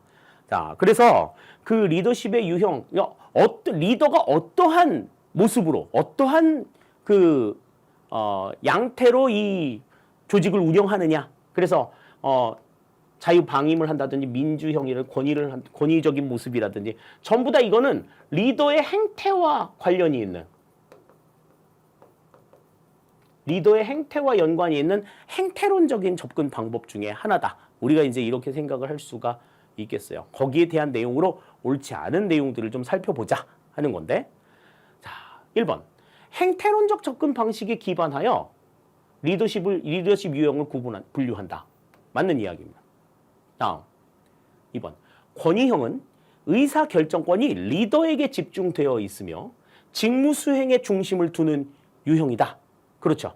리더가 시키는 대로 해야 되는 그 같은 상황들을 이야기하는 거예요. 다음. 3번. 자유방임형은 구성원들에게 자유 재량을 최대 한도로 인정하는 유형이다. 그러니까 자유 재량이 일어날 수 있도록 하는 유형이다. 3번 맞는 이야기도 되겠고요. 다음. 화이트와 리피트의 실험 결과에 따르면 민주형, 자유방임형, 권위형 순으로 피험자들이 선호했다. 그러니까 조직의 구성원들이 이제 선호하는 이 리더십의 유형은 셋 중에 어느 거냐 하는 거죠. 어느 거냐. 자, 그래서 가장 원하는 리더십의 유형이 뭐겠나? 이렇게 이제 보면 자, 제일 먼저 원하는 리더십의 유형은 민주형이 맞습니다. 민주형이 맞고, 다음 두 번째로 원하는 리더십의 유형이 권위형이에요. 권위형. 다음 세 번째로 원하는 리더십이 자유방임형. 의외죠. 가만 냅두는 거 되게 좋아할 것 같은데 그렇지 않습니다. 그래서 지금 이거는 권위형과 자유방임형의 순서가 서로 지금 이렇게 바뀌어 있어야 맞는 이야기가 되는 거예요. 따라서 지금 4번은 지금 틀린 내용이 되는 거고, 자, 민주형은 참여와 통일을 강조하는 유형으로서 정책 문제와 절차는 집단적으로 결정된다. 맞는 이야기가 됩니다. 그러니까 가장 원하는 이 민주형은 모두가 참여하는 이 같은 방식을 추구한다라는 거죠. 그리고 그렇지 않다라고 하면은 어떻게 하자는 거야? 그냥 하나의 리더가 전부 다 이끌고 나가는 이러한 방식이 좋다. 그러니까 자유방임형을 가장 조금 비선호한다. 이렇게 우리가 생각하시면 되겠습니다. 따라서 16번에서는 여기서는 4번이 틀린 내용이 된다. 이렇게 우리가 볼 수 있겠네요. 자, 다음 17번 봅니다. 다음 보기 중 지방자치법에서 규정하는 지방자치단체의 사무에 해당하는 것만을 모두 고르면 그랬습니다. 변경이 된 지방자치법의 내용에서도 뭐 크게 달라지지는 않았지만 우리 과거에 이제 지방자치단체가 담당해야 할 업무에 대한 내용들이 쭉 세부적인 내용들까지 나와 있고, 다음에 지방자치단체가 해서는 할 수 없는 담당할 수 없는 사무들, 그러니까 국가사무에 대한 범위들도 정리가 되어 있죠. 자, 기억부터 보시면 국제교류 및 협력에 관한 사무, 지방자치단체가 할 수 있어요. 다음, 니은. 교육, 체육, 문화, 예술의 진흥에 관한 사무. 이것도 지방자치의 사무에 들어갑니다. 기억, 니은 다 맞는 내용이고요. 다음, 디귿. 농산물, 임산물, 축산물, 수산물 및 양곡의 수급 조절에 관한 사무. 그러니까 지금 이거는 전부 다 식량이잖아. 식량의 수급 조절과 관한 사무는 지방자치 사무가 아니라 이건 국가사무에 해당이 되는 내용입니다. 따라서 이거는 지금 지방자치법에서는 언급이 안 돼 있는, 아니, 지방자치법에서 국가사무로 언급이 되어 있어서 지방자치단체가 할 수 없는 사무로 규정이 되어 있는 내용들인 거죠. 그래서 디귿은 해당이 안 되고, 다음 리을. 지역개발과 자연환경 보전 및 생활환경시설의 설치에 관한 사무. 다음 지역 민방위, 지방 소망에 관한 사무. 전부 다 지방자치법에서 규정하고 있는 사무들입니다. 그러니까 기역과 니은과 리을과 미음 요 네 가지가 이제 해당이 되겠죠. 디귿 하나만 빼고 지금 나머지 전부 다 지방자치법에 규정이 되어 있는 사무이기 때문에 지금 여기에서는 정답이 되는 게 디귿을 제외한 기역, 니은, 리을, 미음 네 가지다. 따라서 17번의 정답은 5번이 된다. 이렇게 볼 수가 있겠습니다. 그러니까 지금 지방자치법에서 규정이 되어 있는 지방사무가, 지방자치단체의 사무가 뭐냐라고 하는 걸 달달달달 외울 필요는 없어요. 달달달달 외울 필요는 없는데 이 정도의 내용들을 풀기 위해서라면 그냥 자주자주 많이 봐서 익숙해진 정도가 되어도 충분하게 문제를 풀 수 있습니다. 충분하게 문제를 풀 수 있어요. 그러니까 그런 점들을 생각하시면 국가사무는 어떠한 것이냐라고 하는 것들을 걸러내실 수 있다는 것. 이건 조금 아니었던 것 같은데 이렇게 우리가 생각할 수 있는 여지가 있다 하는 것 알아두시면 되겠습니다. 자, 17번 살펴봤고요. 자, 다음 18번 봅니다. 정책 현상에 대한 설명으로 옳지 않은 것은 그랬습니다. 자, 정책 현상 뭐 어떠한 내용들이 있는지 봅시다. 자, 뭐 각각의 정책들이 지금 나와 있는데, 자, 1번. 규제 정책은 국가 공권력을 통해 관계 당사자의 수능을 확보하기 때문에 행정권 남용의 가능성이 높다. 그렇죠. 규제라고 하는 것이 좀 선을 넘는 경우들이 있을 수 있잖아. 지나치게 행사가 되면 행정권 남용의 가능성이 높다. 맞는 이야기가 됩니다. 다음 2번.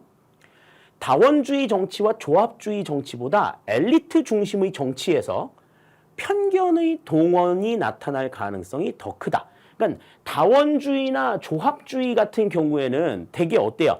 여러 사람들의 의견을 듣고 이해관계를 조정한 결과로 어떤 정책이 결정이 되는데, 엘리트 중심의 정치에서는 엘리트들이 판단하는 대로 정치가 이루어질 수 있잖아요. 엘리트가 좋다고 생각하면 좋은 거고 나쁘다고 생각하면 나쁜 이 같은 상황들이 나오기 때문에 편견이 동원될 가능성, 이거는 훨씬 더 크다고 볼 수 있어요. 엘리트 중심의 정치에서. 2번도 맞는 이야기가 됩니다. 다음 3번. 정책 결정 과정에서 규제 정책의 경우 분배 정책보다 나눠먹기나 담합 현상이 발생하기 쉽다 그랬는데, 자, 나눠먹기나 담합, 우리 뭐 포크배럴이나 로그롤링이라고 하는 것은 분배 정책에서 나타나는 부작용이라고 설명을 드렸었죠. 그러니까 규제 정책에서 나타나는 게 아니라 분배 정책에서 나타나는 내용이다. 이거는 바뀌어 있어야 맞는 이야기가 되는 거죠. 이거는 그러니까 포크배럴이나 로그롤링 같은 이 같은 현상은 분배 정책에서 나타나는 그 같은 내용들이다 하는 것 알아두셔야 되겠습니다. 3번 틀린 내용이 되겠고. 다음 4번. 합리 모형은 분석적 접근 방법에 가깝고 점증 모형은 경험적 접근 방법에 가깝다. 그렇죠. 분석 결과에 따라서 움직이는 거고, 점증 모형은 우리가 움직이고 있는 이 같은 실제적인 상황에 근거해가지고 만들어지는 내용이기 때문에 경험적 접근 방법에 가깝다고 볼 수가 있어요. 다음 5번. 무의사 결정은 정책 집행 과정에서도 발생할 수 있다. 이 무의사 결정이라고 하는 것은 정책 의제 설정 과정에서 나타나기가 가장 쉽지만 그뿐만이 아니라 뭐 정책 결정이나 집행 결과 같은 정책 과정 전반에 걸쳐서 두루두루 나타날 수 있다. 그렇게 설명을 드렸죠. 그러니까 정책 집행 과정에서도 발생할 수 있다는 것은 맞는 이야기가 되는 겁니다. 따라서 18번의 정답은 여기서는 3번이 정답이 된다. 이렇게 우리가 볼 수 있겠어요. 자, 다음 19번입니다. 정부 개입을 정당화하는 근거에 대한 설명으로 옳지 않은 것은 그랬습니다. 그러니까 행정에 있어서 정부 개입이 정당화되는 거는 일단은 뭐 때문이에요? 가장 먼저 시장 실패 상황이 되겠죠. 시장 실패 상황. 시장 실패 상황을 교정하기 위해서 이제 정부가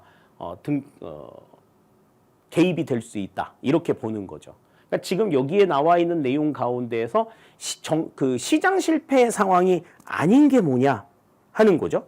자, 1번부터 보면 정부 규제는 수행 과정에서 정부 경제 주체들 간의 이해관계를 변화시키는 경우가 많아 소득 재분배 효과를 낳을 수 있다. 그랬습니다. 그러니까 정부 규제가 뭐를 할 수 있어? 소득의 재분배 효과를 낳을 수 있다라고 하는 점. 그러니까 시장이 고르게 이 소득이 분배가 되지 않고 편향이 되었을 때 정부가 여러 가지 규제 정책을 통해 가지고 이 소득 재분배 효과를 낼 수가 있기 때문에, 그러니까 고르게 시장에서 이 뭐 재화라든지 재원들이 고르게 배분이 된다고 하면 문제가 될 게 없는데, 그렇지 못하기 때문에 이 재분배를 위해서 정부가 개입이 되어야 된다라는 거죠. 1번 맞는 이야기가 됩니다.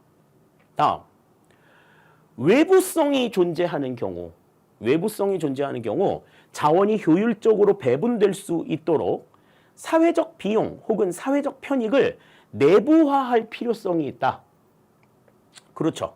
이거는 지금 뭐에 대한 얘기야? 그 외부성이 존재할 때 이거를 내부화할 필요가 있다라고 하는 건 거래 비용 이론에 해당이 되는 내용이죠. 그죠? 자, 이것도 이제 정부 개입을 정당화하는 하나의 내용들이다. 이렇게 볼 수 있고요. 다음 3번. 자유시장이 자원 배분에 효율적이더라도 국가의 윤리적 도덕적 판단을 강조하는 비가치제의 관점에서 정부 규제가 정당화될 수 있다. 비가치제라고 하는 건 뭐예요? 재화의 유통이나 활용이 사회적 가치를 손상시키는 그러한 결과를 가져오는 재화들, 뭐 음란물이라든지 마약이라든지 뭐 이런 것들이 이제 여기에 해당이 되겠죠. 그래서 이런 것들은 유통이 되거나 소비가 되지 않도록 정부가 막아야 될 필요가 있는 거지. 정부 개입을 정당화시키고 있는 겁니다. 자, 다음 4번. 코즈의 정리가 내세운 전제 조건과는 달리 자발적 거래에 필요한 완벽한 정보는 존재하기 어려우며 거래 비용 역시 발생할 수 있다. 자, 코즈의 정리라는 건 뭐야? 코즈의 정리는 외부 효과가 발생했을 때 그 외부 효과의 소유 관계가 분명하고 움직이는 정보에 대한 정보가 분명하고 그 정보를 이전하는 데에 별도의 비용이 발생하지 않는다라고 하면 지금 외부 효과가 발생했다고 해서 정부가 개입할 것이 아니라 그건 당사자가 자체적으로 해결할 수 있다라고 본 게 이제 코즈의 정리인데 그 전제 조건이 충족이 되어야지만 정부가 개입할 필요가 없는 건데 실질적으로 그렇지가 않다라는 거지. 자발적 거래에 필요한 완벽한 정보는 존재하기가 어렵고 거래 비용도 발생할 수밖에 없기 때문에 정부가 개입을 한다고 보는 거야. 4번 맞는 이야기가 되는 거죠. 자, 그러면 5번 봅니다.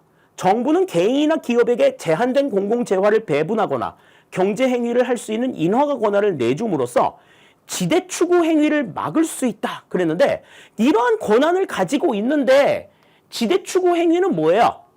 기업들이 자신들이 가지고 있는 시장 내에서의 독점적인 지위를 확보하기 위해서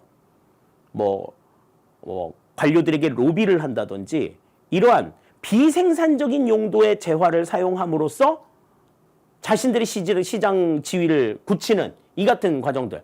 관료들의 입장에서는 만약에 그런 로비가 왔을 때는 물리치고 공정하게 행정을 해야 될 필요가 있지만 관료들은 그 돈 날름 받아먹고 그 사람들이 하자는 대로 해준단 말이지. 그럼 포획 현상이 나타난단 말이에요. 그러니까 이 지대 추구 행위는 대표적으로 뭐야 이거는 정부 실패의 요인이에요 이거는. 그러니까 정부 실패를 유발하고 있는데 정부 개입이 어떻게 정당화될 수가 있어. 그렇기 때문에 5번의 내용은 지금 맞는 내용이 아니다. 이렇게 우리가 생각할 수 있겠습니다. 그러니까 정부 개입을 정당화하는 근거라고 하는 건 시장 실패. 일단은 우선적으로 시장 실패를 생각하셔야 되고 그리고 정부가 반드시 이거는 해결을 해야 될 만한 문제다. 시장에서 해결하지 못하는 문제다. 그러면 정부가 나서야 된다라고 볼 수 있는 거죠. 그 점들을 생각하시면 되는데 지금 이 지대 추구 행위 같은 경우에는 오히려 정부가 제 역할을 못 해가지고 발생하는 정부 실패의 내용이기 때문에 정부 개입을 정당화한다고 보기는 어렵다. 이렇게 생각할 수 있겠습니다. 자,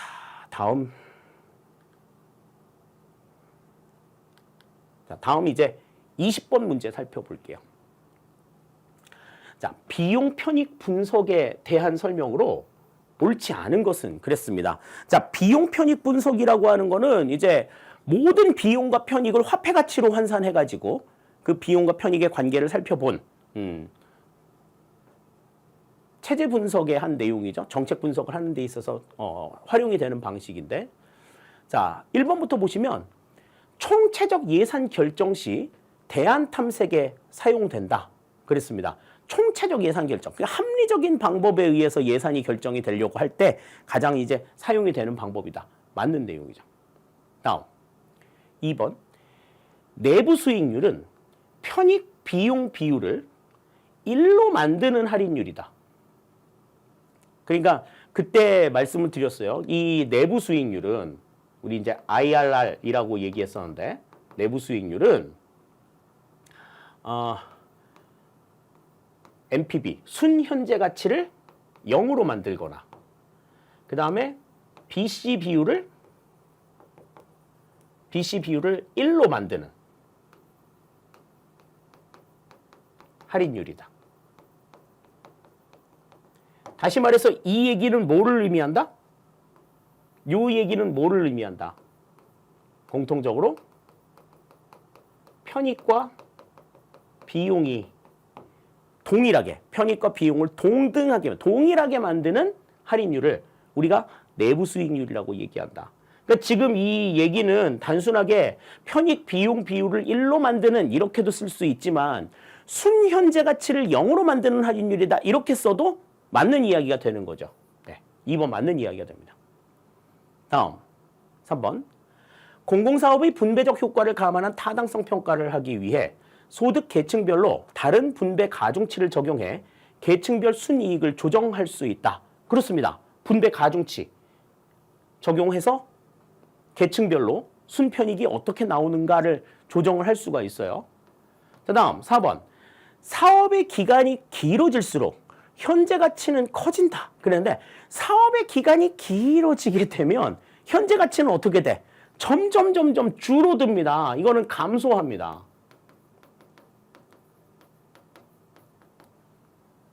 화폐 가치도 점점 떨어지고 뭐 그렇기 때문에 사업이 기간이 길어지면 길어질수록 현재 가치는 감소한다고 봐야 돼. 커지지 않습니다. 화폐 가치는 그리고 시간이 지나면 계속해서 떨어지기 때문에 기간이 경과함에 따라서 가치가 올라가는 상황이라고 볼 수는 없어요. 자, 다음 5번. 현실에서는 비용 편익 분석을 하는 과정에서 의도적인 왜곡 평가를 하려는 유인이 강하게 존재하기 때문에 객관적으로 타당한 결과를 얻기 어려울 수 있다. 그렇죠. 의도적인 왜곡 평가. 그러니까 성과가 안 나는데도 나는 것처럼 이제 보려고 하면은 비용 편익 요소를 어떻게 설정하느냐에 따라서 값이 달라질 수 있단 말이죠. 그렇기 때문에 객관적으로 타당한 평가를 얻기 어려울 수 있다. 맞는 이야기가 됩니다. 따라서 20번의 정답은 여기서는 4번이 정답이 된다. 이렇게 우리 생각을 할 수 있겠어요. 자, 다음 21번 보겠습니다. 영기준 예산 제도에 대한 설명으로 옳지 않은 것은 그랬습니다.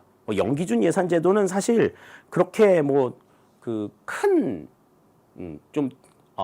이슈가 좀 큰 내용들은 아니에요. 왜냐면 짧게 잠깐 나왔다가 그냥 사라진 제도이기 때문에 그렇게 크게 영향을 미칠 수 있을 만한 제도들은 아닙니다만은 지금 그 허점을 노리고 나온 거일 수도 있어요. 문제 보겠습니다. 1번. 사업의 우선순위를 설정할 때 의사결정자들의 주관적 판단이 개입될 가능성이 여지가 있다. 그렇죠. 1번 맞는 얘기입니다. 단순하게 그냥 경제적인 내용으로만 해결이 될 수 있는 그런 문제는 아니죠. 1번 그래서 틀린 내용이 되겠고 1번 맞는 내용이 되겠고 다음 과거 연도의 예산 지출을 고려하지 않는다. 그렇습니다. 그냥 그 판단하고 있는 현 시점의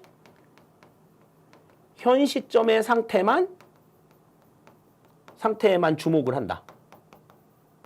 이게 영기준 예산 제도의 특징이라고 볼 수가 있겠죠. 다음 3번. 동일 사업에 대해 예산 배분 수준별로 예산이 편성이 된다. 그렇습니다. 맞는 얘기. 다음 4번.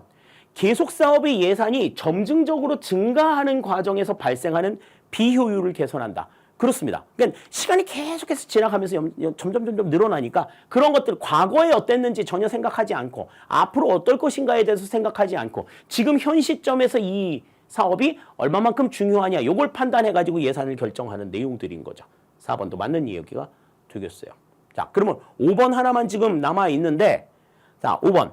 인건비나 임대료 등 경직성 경비의 비중이 높은 사업에 특히 효과적이다. 그랬는데 자, 경직성 경비의 비중이 높은 사업은 우선순위를 정하는 데 있어서 딱 고정적으로 박혀있는 예산이 굉장히 많기 때문에 이건 반드시 써야만 되는 거잖아요. 그러니까 그런 경직성 경비 비중이 높은 사업에 대해서는 이거는 효과적이지 못한 특징이 있죠. 왜냐? 아니 이게 지금 시점에서 중요도가 어떠냐 이런 것들을 볼 수 있는데 경직성 경비가 높으면 시점에 상관없이 예산의 규모나 그다음에 중요도나 이런 것들이 고정적으로 계속 유지가 될 가능성이 있단 말이에요. 유동적이지 않단 말이야. 그렇게 된다라고 하면 영기준 예산 제도를 굳이 사용을 해야 될 필요가 없는 거죠. 그런 점들을 생각하시면 21번에서는 5번이 정답이 된다. 이렇게 우리가 생각할 수 있겠습니다. 자, 다음 22번입니다. 공익에 대한 설명으로 옳지 않은 것은 그랬습니다. 자, 공익과 관련된 이야기가 나왔어요. 그러면은 이제 뭐 생각해야 된다? 우리 실체설과 과정설의 입장 눈여겨봐야 된다 하는 것. 요거 이제 좀 생각을 하셔야 됩니다. 자, 그래서 실체설의 입장이라고 하는 것은 사익과 구별되는 이 공익이라고 하는 물리적인 실체가 존재한다라고 하는 개념인 거고 과정설이라고 하는 것은 공익의 실체는 존재하지 않지만 사익 간의 조정과 타협의 결과로 만들어진 이 같은 결과물을 우리가 공익으로 간주하자라고 보는 입장이었죠. 그래서 실체설의 입장에서의 공익은 굉장히 절대적인 관점이지만 절대적인 내용이지만 과정설 입장에서의 공익이라고 하는 것은 상대적인 입장이다. 이렇게 설명을 드렸습니다. 자, 옳지 않은 걸 고르래요. 1번부터 봅니다. 공익실체설은 공익과정설의 주장을 행정의 정당성과 통합성을 확보하기 위한 상징적 수사로 간주한다. 그러니까 상징적 수사로 간주한다는 얘기는 뭐야? 그냥 그게 그렇대. 이게 가장 바람직하대라고 보는 거지. 그러니까 지금 이거는 행정의 정당성이나 통합성 자체를 확보하기 위한 상징적 수사로 강조하는 것은 과정설이 실체설을 그렇게 보는 거죠. 자, 조정을 할 때 이렇게 하는 게 가장 바람직하대. 근데 꼭 그렇게 해야만 되는 건 아니야. 우리 실정에 맞게 변형을 할 수도 있어. 그렇기 때문에 지금 여기서는 실체설과 과정설의 입장이 서로 지금 바뀌어 있는 게 맞는 내용이에요. 그래서 공익 과정설의 입장은 공익 실체설의 입장을 강조하는 그러한 입장이다. 요걸 이제 우리가 좀 생각을 해 두셔야 되겠습니다. 그래서 실체설과 과정설의 입장이 서로 지금 바뀌어 있다라고 하는 것을 우리가 조금 눈여겨보실 필요가 있어요. 자, 그래서 1번 문제 바로 틀린 내용이 됩니다. 자, 적법 절차 준수에 의한 공익의 보장은 공익의 과정설에 가깝다. 그렇죠. 적법 절차 준수라고 하는 건 뭐예요? 이거는 법을 지키기 위해, 그 법이라고 하는 것 자체는 구성원들 간의 그 내용들을 어떻게, 이 상황을 어떻게 해결하자라고 하는 그 나름대로의 약속인 거잖아요. 그러니까 이거는 과정설의 입장에서 이해할 수 있는 그러한 부분이라고 볼 수 있는 거죠. 자, 그래서 2번 맞는 이야기가 되겠고, 다음 기초주의의 인식론은 공익 실체설에 가깝다. 그러니까 근본 바탕이야. 근본 바탕. 지금 여기 뭐 파운데이셔널리즘이라고 나와 있는데 파운데이션 뭐 기본 기초이자 뭐 펀더멘탈 완전히 간 밑바탕에 깔려 있는 기저에 깔려 있는 그러한 인식이어야 한다라는 거죠. 다음 4번 공공재의 존재와 공유지 비극의 문제는 공익 실체설의 근거가 될 수 있다. 자, 이거는 뭐예요? 공공재의 존재나 공유지 비극 같은 문제는 개인의 이해관계나 이기심의 결과로 이제 모두가 좀 불행해지는 상황들이 생겨나는 거지. 그러니까 조정에 실패하면, 조정의 결과가 나오게 되면은 문제가 안 되겠지만 조정에 실패했을 경우에는 어떻게 하자는 거야, 이거. 절대적인 기준이 필요로 하다라는 거죠. 그러니까 이거는 공익실체설의 근거가 될 수 있다. 맞는 이야기가 되는 겁니다. 다음 5번. 다원적 민주주의에 나타나는 이익집단 사이의 상호조정 과정에 의한 정책 결정은 공익 과정설에 가깝다. 이익 집단 사이의 상호 조정 과정, 요걸 강조했으니까 이건 과정설에 대한 내용이 맞는 내용이 되는 겁니다. 따라서 22번에서는 지금 옳지 않은 거는 지금 여기서는 1번이 정답이 된다. 이렇게 우리가 생각을 할 수가 있겠어요. 2, 3, 4, 5번의 내용들도 어떻게 이거는 뭐 사실 골라내는 건 그렇게 어려운 내용들은 아니었던 것 같습니다. 그죠? 네. 따라서 22번의 정답은 1번이 된다. 이렇게 볼 수 있어요. 실체설의 입장과 과정설의 입장을 분명하게 정리하는 것, 공익에 대해서 이해하는 하나의 첩경이다. 이렇게 볼 수 있어요. 그러니까 공익과 관련돼서는 거의 대부분의 문제들이 이 실체설과 과정설의 입장에서 나오게 된다. 이렇게 우리가 생각을 하시고 내용들을 정리하실 필요가 있겠습니다. 다음 23번입니다. 공무원 교육훈련 제도의 발전 방향에 대한 설명으로 옳지 않은 것은 그랬습니다. 공무원을 교육하고 훈련하는 데 있어서 발전 방향이면 앞으로 어떻게 해나가야 될 것이냐를 이제 생각해야 될 문제가 되겠죠. 자, 1번부터 보시면 공직 역량 개발을 촉진하는 자발적인 학습 조직으로 전환해야 한다. 그러니까 스스로 자기가 배우려고 하는 그러한 움직임들이 있어야 된다라는 거죠. 1번 맞는 이야기가 되겠고요. 다음, 교수 중심 체제로의 전환과 함께 현장 체험식 교육 훈련을 추가해야 한다. 직접 겪어보고 익히는 게 굉장히 중요하다. 어떻게 배우느냐 하는 것들이 굉장히 중요하기 때문에 교수 중심, 다시 말해서 지도하는 교수가 어떻게 교수를 하느냐, 어떤 교수법을 가지고 어떻게 지도하느냐 하는 게 굉장히 중요하다라는 건데 그렇지 않아요. 그렇지 않아. 과거에는 이 교수 중심의 학습이 강조가 됐었지만 오늘날에는 학습, 다시 말해서 러닝 중심의 러닝 중심 체제로 전환이 되어야 한다. 이렇게 이제 강조를 하고 있죠. 어떻게 배우느냐 하는 것들이 굉장히 중요하다 하는 겁니다. 가르치는 내용이 아무리 막 뭐 유별나고 독특하고 막 참신하다 그래도 배우는 사람들이 그것을 어떻게 받아들이느냐 여기에 따라서 모든 게 달라지게 된다라는 거지. 학습자 중심의 개념. 그러니까 현장 체험식 교육 훈련도 강조가 되는 거잖아요. 2번 그래서 틀린 내용이 됩니다. 다음 3번. 직무 수행의 전문성을 높이기 위해 분야별 전문 교육을 강화해야 한다. 그렇죠. 일반론도 물론 가르쳐야 하지만 전문 교육도 강화할 필요가 있고. 다음. 교육 훈련에 대한 다면적 평가를 통해서 교육 효과성 평가와 환류 체제를 확립해야 한다. 여러 가지 관점에서 교육의 내용들을 살펴볼 필요가 있다 하는 것도 맞는 내용입니다. 다음 5번. 교육 훈련에 대한 저항을 줄이기 위해 교육 훈련 계획 수립 시 피훈련자, 관리자, 감독자 등의 의견을 충분히 반영해야 한다. 그러니까 교육을 하는 사람들의 입장에서만 생각하지 않고 받는 사람들의 입장에서도 이 교육 훈련이 어떠한가 하는 것들을 반영해야 저항을 줄일 수 있다라고 하는 것 생각할 수 있겠죠.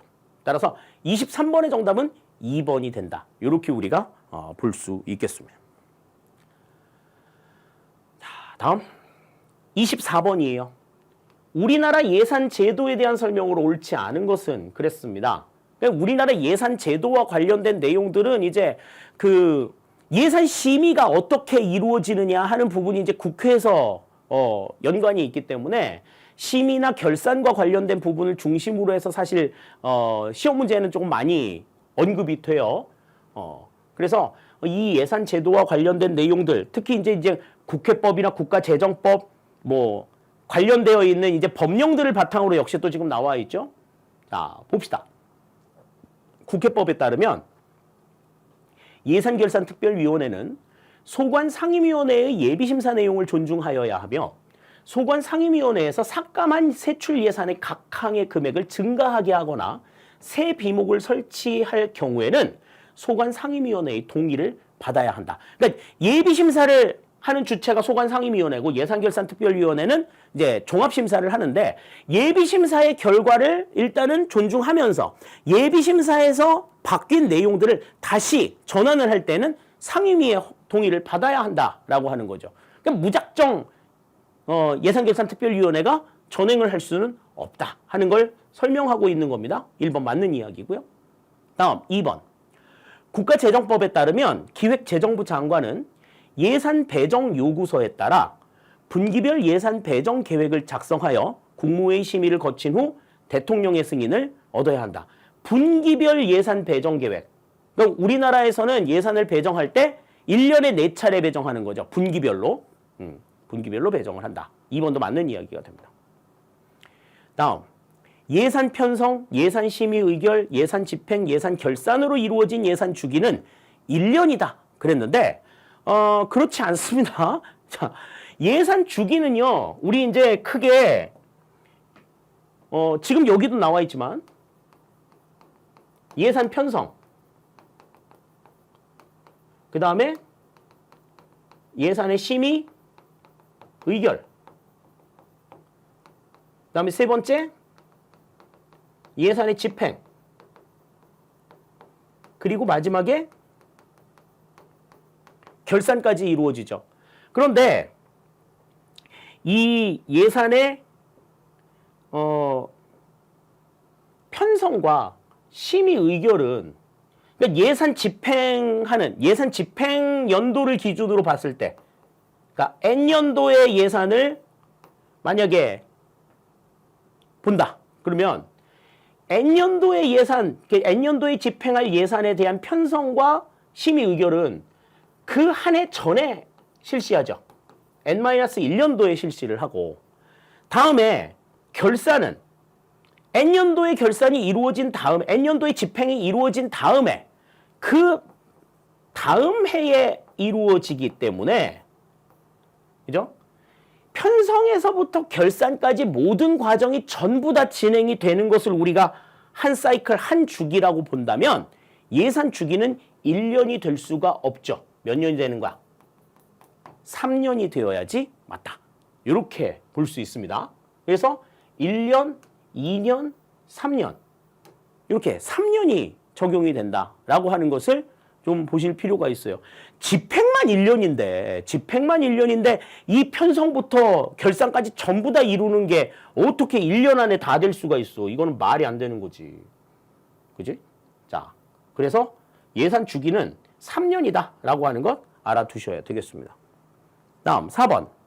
국가재정 운용 계획은 단연간의 재정 수요와 가용 재원을 예측하여 거시적 관점에서 기획과 예산을 연계함으로써 합리적으로 자원을 배분하기 위한 제도로서 연동 계획으로 작성한다. 그렇죠. 매년마다 5회계년도식의 계획들을 매년마다 작용하기 때문에 연동 계획으로서의 의의를 가지고 있다 하는 것 생각할 수 있겠습니다.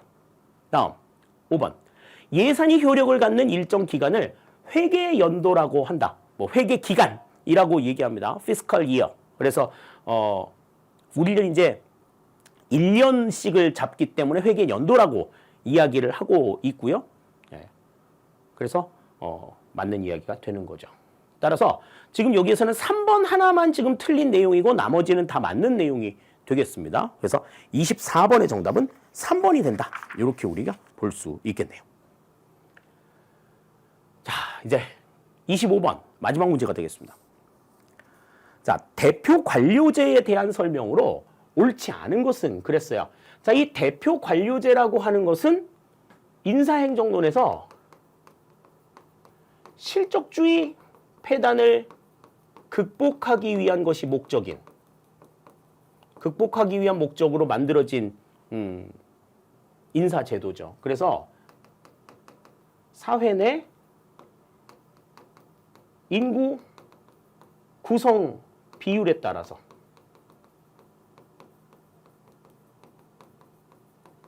관료를 구성하는 요 같은 제도가 대표 관료제다.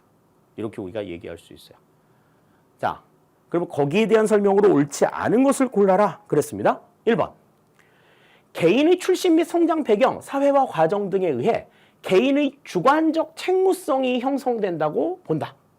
그렇죠. 각자의 입장에 따라서 얻게 되는 책무성의 정도나 민감도 이런 것들은 다를 수 있다고 보는 거죠.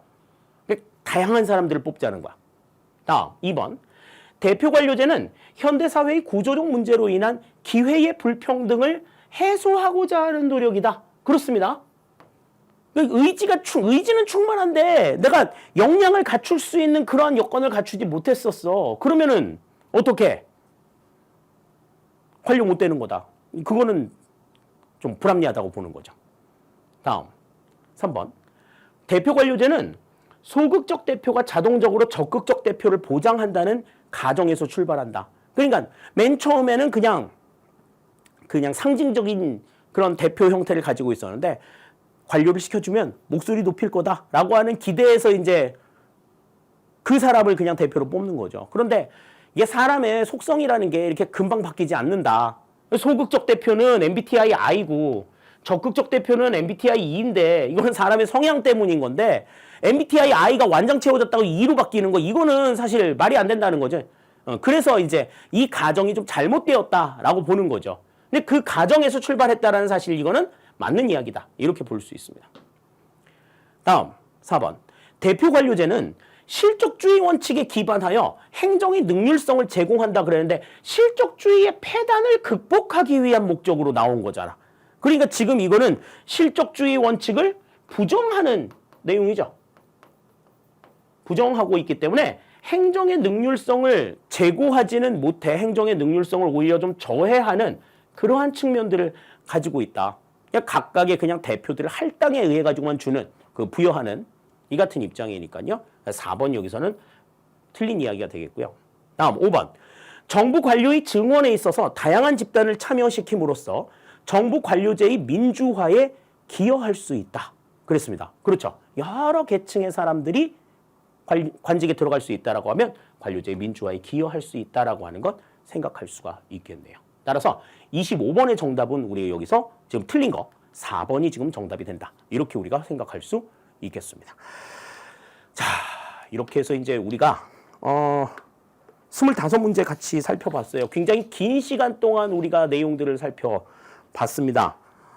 하지만 뭐 이게 지금 제시문 자체가 지금 5개나 되고 막 그랬기 때문에 보통 지금 거기다가 문제 수도 되게 많았고 그러니까 문제를 지금 한 문제를 보는데 들어가는 시간이 상당히 조금 많았던 거는 사실이에요. 많았던 건 사실인데 그래도 문제를 볼 때 이렇게 정답과 오답을 분명하게 구분을 해가지고 살펴보는 것이 나중을 위해서 굉장히 중요하다는 거죠. 지금 우리가 이 문제를 답이 뭐냐를 확인하는 그 자체로서 지금 이 시험에 붙고 떨어지고 이게 결정이 될 수 있는 문제는 아니란 말이에요. 지금 우리가 지금 이 기출문제의 내용들을 살펴보는 목적은 다음의 시험에서 우리가 같은 실패를 하지 않도록 해야 된다. 그렇다라고 하면 각각의 지문이 어떤 의미들을 가지고 있고 어떠한 맥락에서 틀렸는지, 맞았으면 왜 맞았고 틀렸으면 왜 틀렸는지를 명백하게 구분하는 것이 필요하다라는 겁니다.